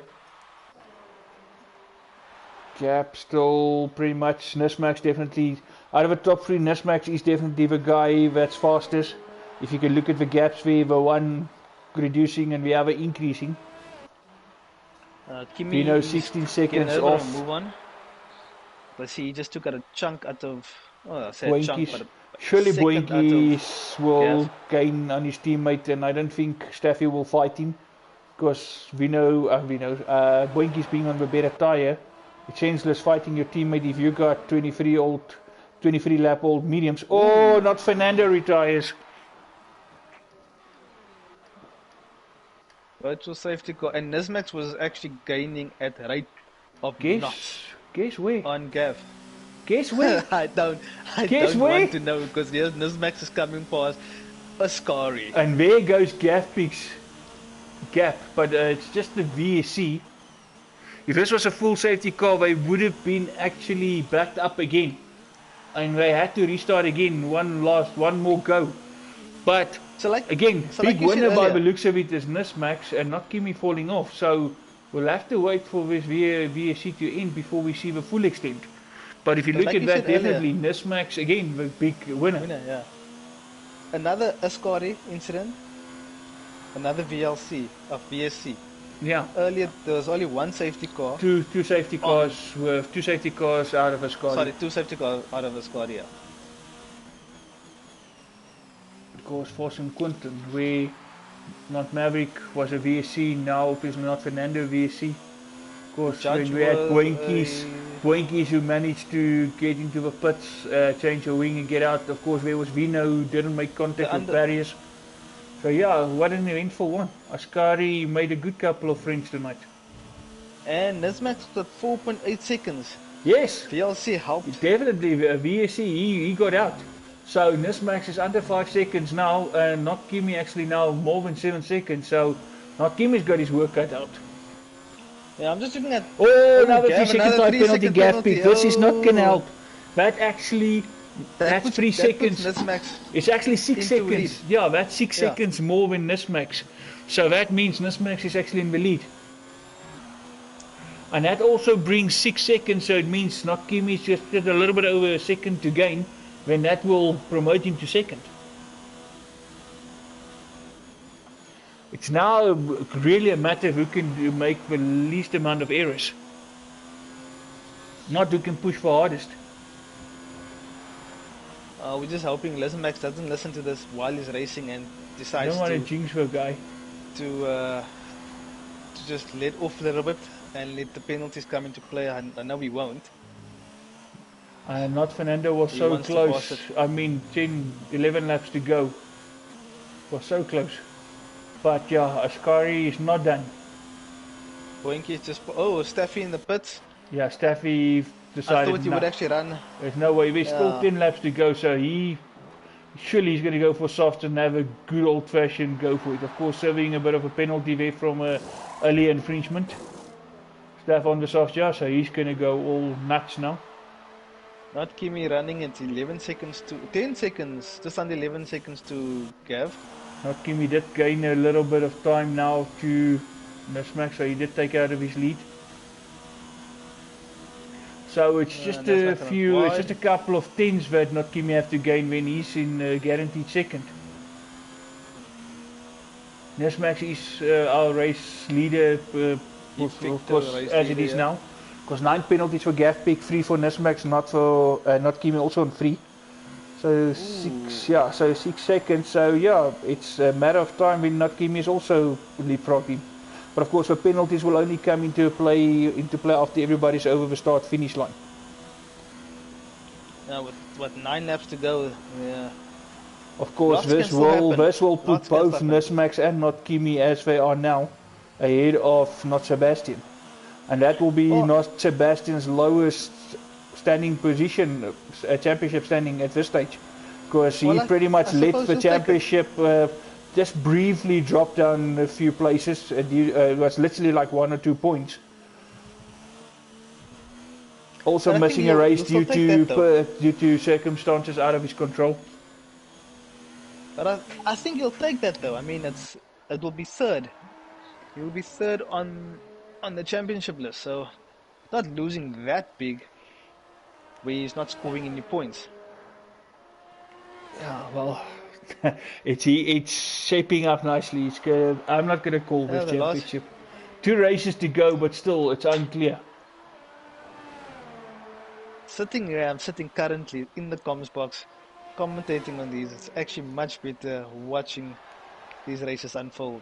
Now you see the light. You see why I'm doing this, because you don't experience this when you're on track with him.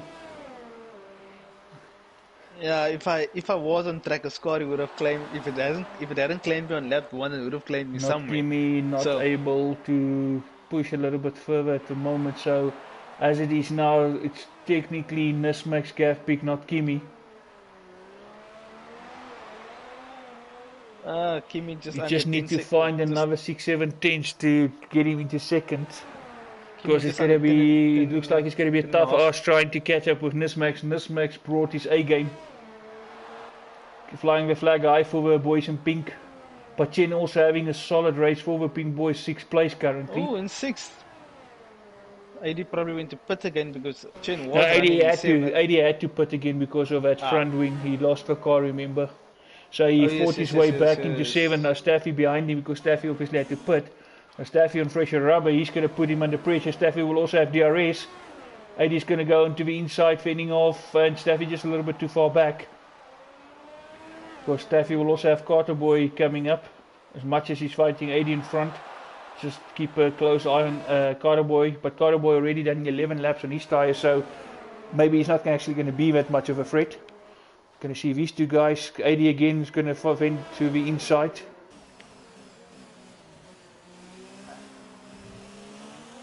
Staffy's just going to have to keep Bottom wide.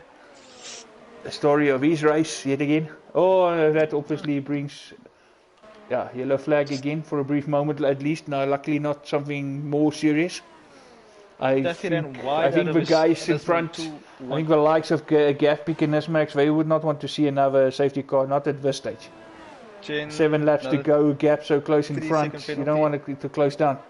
Yeah, not Kimi actually losing time, so Gafpik doing the relevant just to fend him off and stay provisionally in second. But he's not doing enough to stay in first because pretty much Nismax got it all in his favour. He just needs to keep it clean, keep doing what he's doing for the last couple of laps. He doesn't need to pass Gafpik on track for the race when he's done it already with less penalties. He just needs to make sure that he doesn't get any more.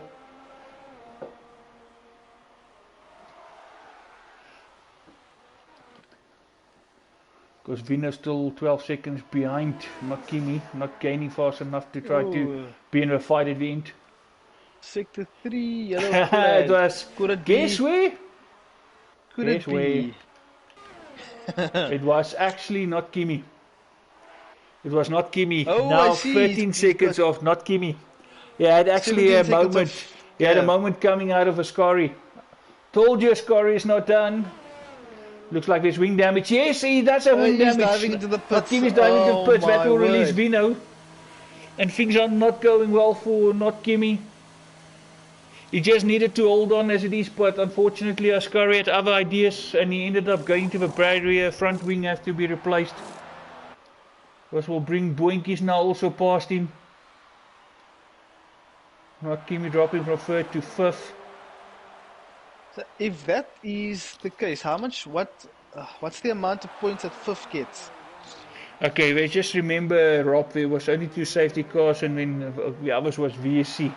Or do they actually count that together, safety cars? Because my understanding is it's safety cars and VSC is different. But then again, yeah. Anyway, sorry, Devin, you were saying? 5th place. Yes. How much does 5th place get? Now you put me on the spot, and I was actually the one who did this point. Because the thing is, at the end of the day, no, I didn't familiarize it. I didn't, memorize it as what you would do with a normal F1 points. So it's pretty much it goes pretty much down to 15th place will get a point. 15th place will get 2 points with a race winner getting 30. Of course, the biggest gap is between 1st and 2nd, which is 5 points.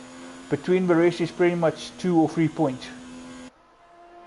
So if my calculation is right, Derek goes or Nismax goes. If it he will be the championship leader. But it will only be by 3 points. Yeah, because he will go to 182 and not Sebastian still on 179. You will stay 2nd, if I'm not mistaken. Correct, because not Kimi was 18 points behind.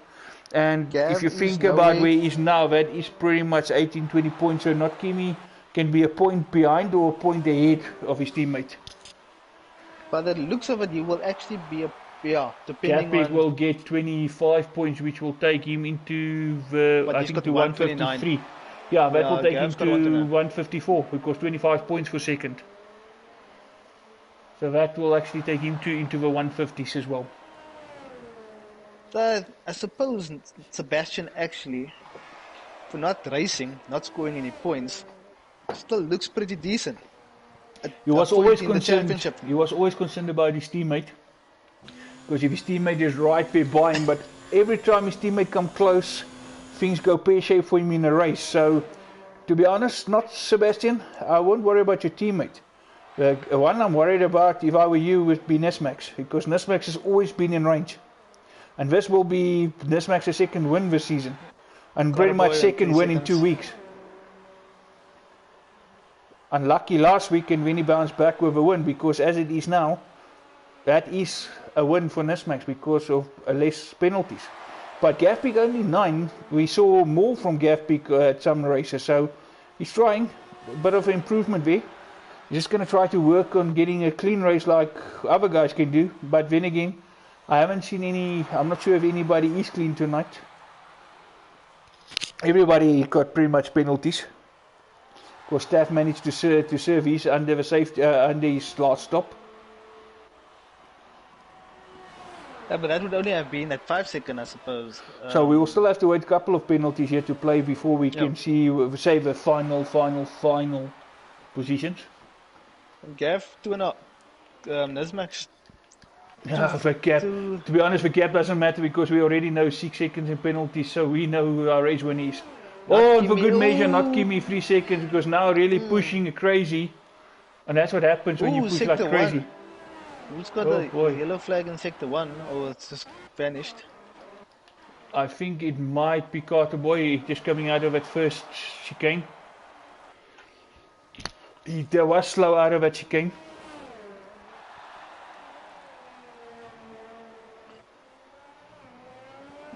Five retirements thus far, 10 drivers still in it. Race is over in front, unfortunately, due to the penalties. Unless Nismax now really throw it away. But no real battles except for 80, 1.5 seconds behind Staff. Staff still need to get 2 seconds to do something with Chen. But I think Chen is going to actually fall down due to penalty count, because he had a few. Let's just figure out. Chen. There we go. He had a drive-through, so he's got 3 seconds. So that's. But the drive-through you would have served. 3, 5. That's 8. So he's got 8 seconds worth of penalties. And Staffy. Staff has got. He had a 5 which he served under his final stop. Okay, so he's got 3. Only 3 seconds. Yeah, because for 5 seconds he stopped, so that will actually, Staffy will then leapfrog Chen. So Staffy is looking potentially at 6th place. Which will be the second time this season he's got a solid 6th place. And this is a guy that started at the back. Oh, Carter Boy. Carter Boy racking I'm not even up. going to go look at how much. Nah.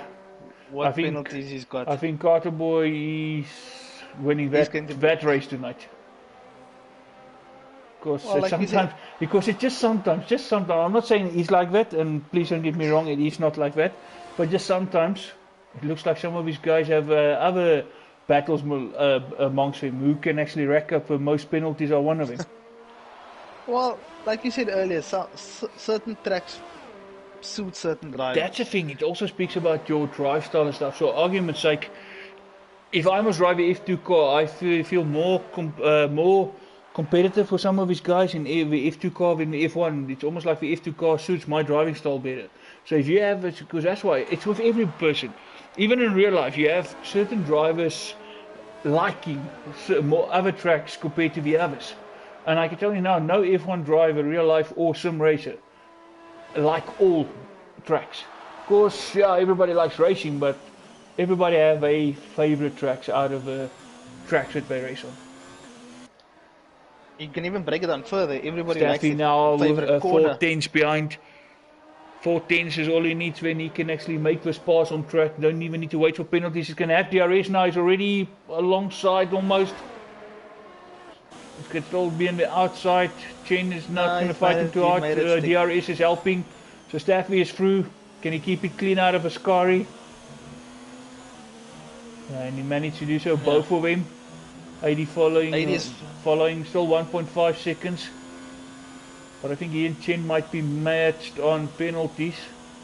Oh, Chen is harvesting ERS at that moment, so he'll probably so it's just an 80 still, him and Chen for that 7th, 8th place, 6th place win pretty much is confirmed.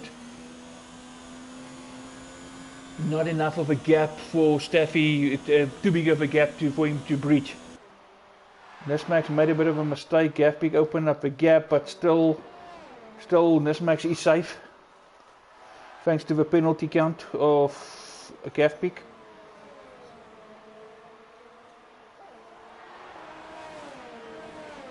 There we go, Gafpik has started his final lap. Race leaders are on the final lap.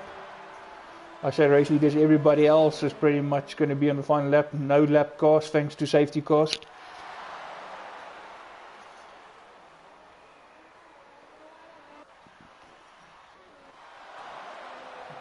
Not Kimi.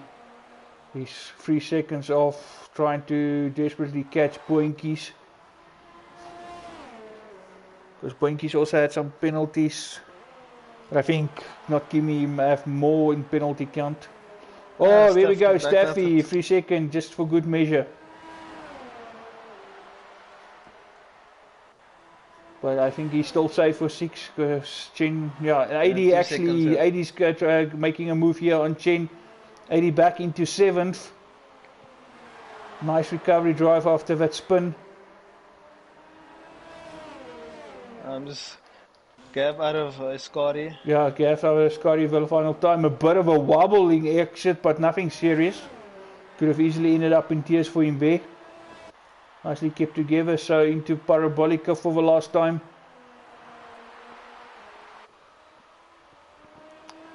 And Gaffby comes around, he takes the checkered flag, but as we all know already, he's not going to get the race win. Nesmax going to cross now, and that's when penalties, here we go, just confirmation. Nesmax take first place due to a less penalty count. Caraboy extra 5 seconds for not Parabolica, penalty. also a bit of a moment, but that can also be lag. Vino through. Of course, 5 second time penalty didn't serve that. That's speeding in the pit lane, of course.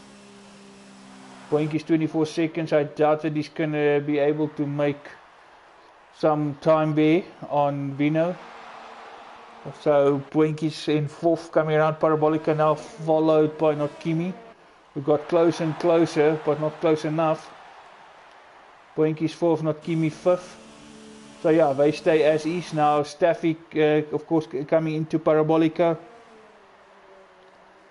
Springbok Gamer took 9th place, Carter Boy 10th. Of course, penalties also there playing out. Staffy takes 6th. 80 coming around, 87th. And Chen takes 8th place. Another good one for Chen. Correct me if I'm wrong, but I think it's 10, 9 and 8. That's his 3 races. Yeah. So, and importantly, he finished his first 3 100% races. Yeah, not a lot of people can say that. There we go, just of course the whole podium celebration thingamajinks.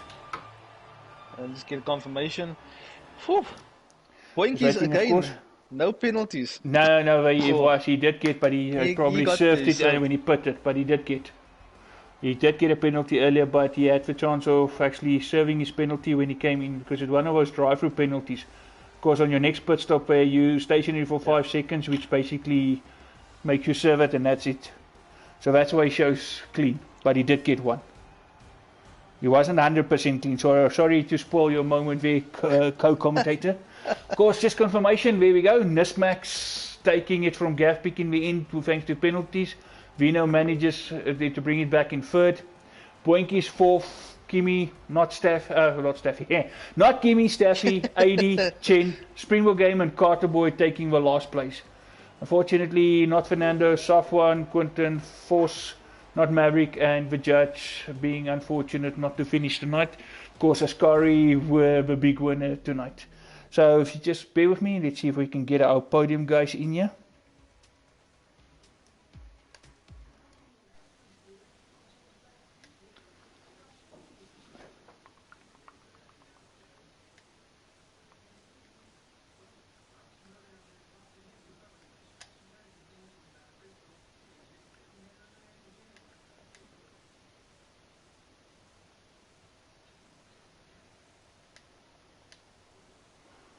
Right, invite sent. Let's see if we can get them in here.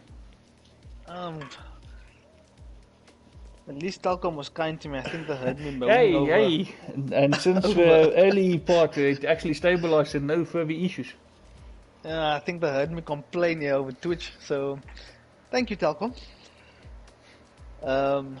Made the race a little bit more interesting. With having of course, the person who's always eager to hear his own voice on stream, he's the first one to join us. Hello, Farky. Hello. Hey, Gav. Well done. Sorry, but not really that much well done. I'm Ollie, It was, 3-second it penalty. was just that extra penalty at the end. Otherwise, it would have been your race, because in the end it was only just over a second. It was just that last 3 seconds that counted against you. But still a well-driven race. I mean, if you look at where you was and what you managed, of course, and these guys were actually in a better position at the end on the soft tyres. But still, being able to push that second stint when you were on the soft was just enough for you. Just unfortunately the penalty, but still good race. I think you'll still take that. Yeah, these safety cars killed me.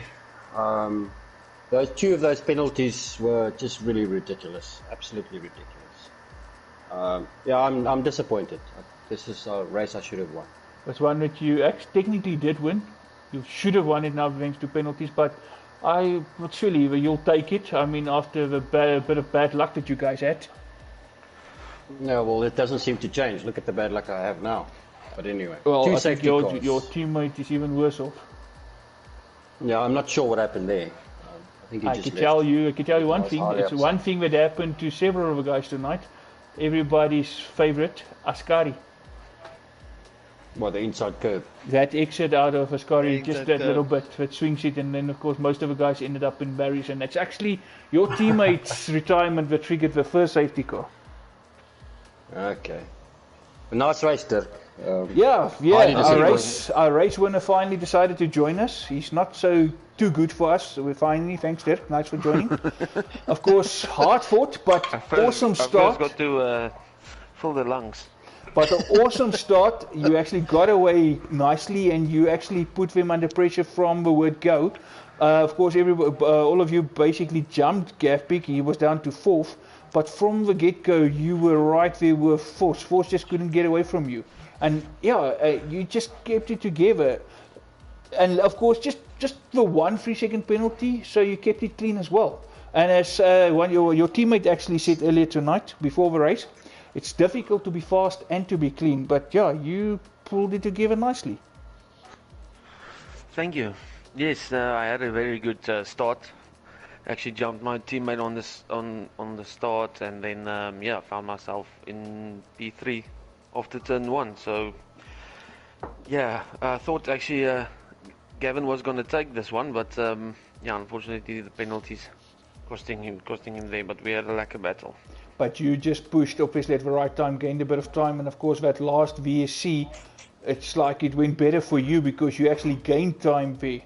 Because you pulled a gap to not Kimi and you closed the gap to Gavpik, and that's pretty much where you made up enough time, and of course having less penalties, that's pretty much it put it into your favor. Yeah, no, I was just talking with Jeff to find out how many penalties Gavin's got in front of me. And in the end it was just over a second. It's just literally that one extra penalty you got, but like I said, you just used that last VSC to the best of your advantage, and it paid off.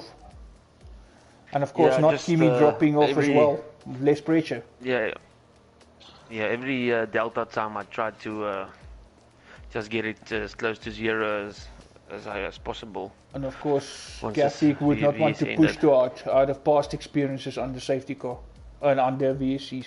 Because obviously the game is very, very, very harsh on penalties under yellow flag conditions. Yeah, definitely. But well done to all the other drivers. Who was in 3rd place? I didn't see. That actually in the end was Vino. Vino. Okay, yeah. What a great race. Also nice recovery after he also spun in Ascari. He was the only guy who spun in Ascari who didn't pick up damage. Okay. Because that's actually I made a mistake. That's what put Kimi into 5th place. On 0. Again. Yeah, whatever. But Dirk, as it stands, Second time I did that. But down 4th, and then you correct. fought back nicely. It was still, you fought back nicely after that drop at the start. So still, so don't be too harsh on I yourself. had the pace. It was just a matter of time getting past these guys. Yeah, and no soft when I was tyres. in front, eventually I had a 7-second gap in front of Nisman. After that first safety car, you really showed some Both pace that safety you cars got. screwed me. Yeah, but you got away quick after the first restart after that first safety car. you actually opened up a good gap, showing the pace that you could have had at the start as well. And if it wasn't for that, we could have been different. But yeah, I know how it feels. As much as I say don't be harsh on yourself, you feel disappointed, but still, it could have been worse. Yeah, I'm really disappointed in this race. I could have taken this one. That was, I threw it away. And of course, Nissi, I can tell you now, you're one of your biggest supporters there. Mr. RZDV, I think he need to have a pants change now after this.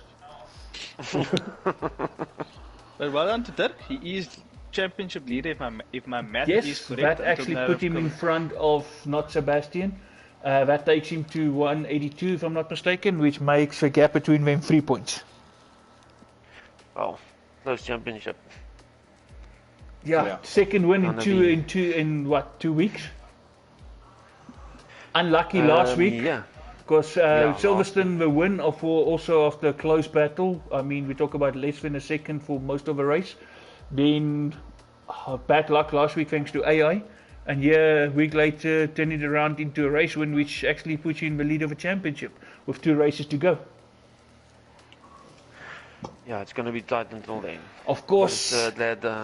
Of course, next week is going to be a tough one. Of course, one of those technical tracks, and a lot of guys actually battle there. And of course, one of Devon's favourite corners there.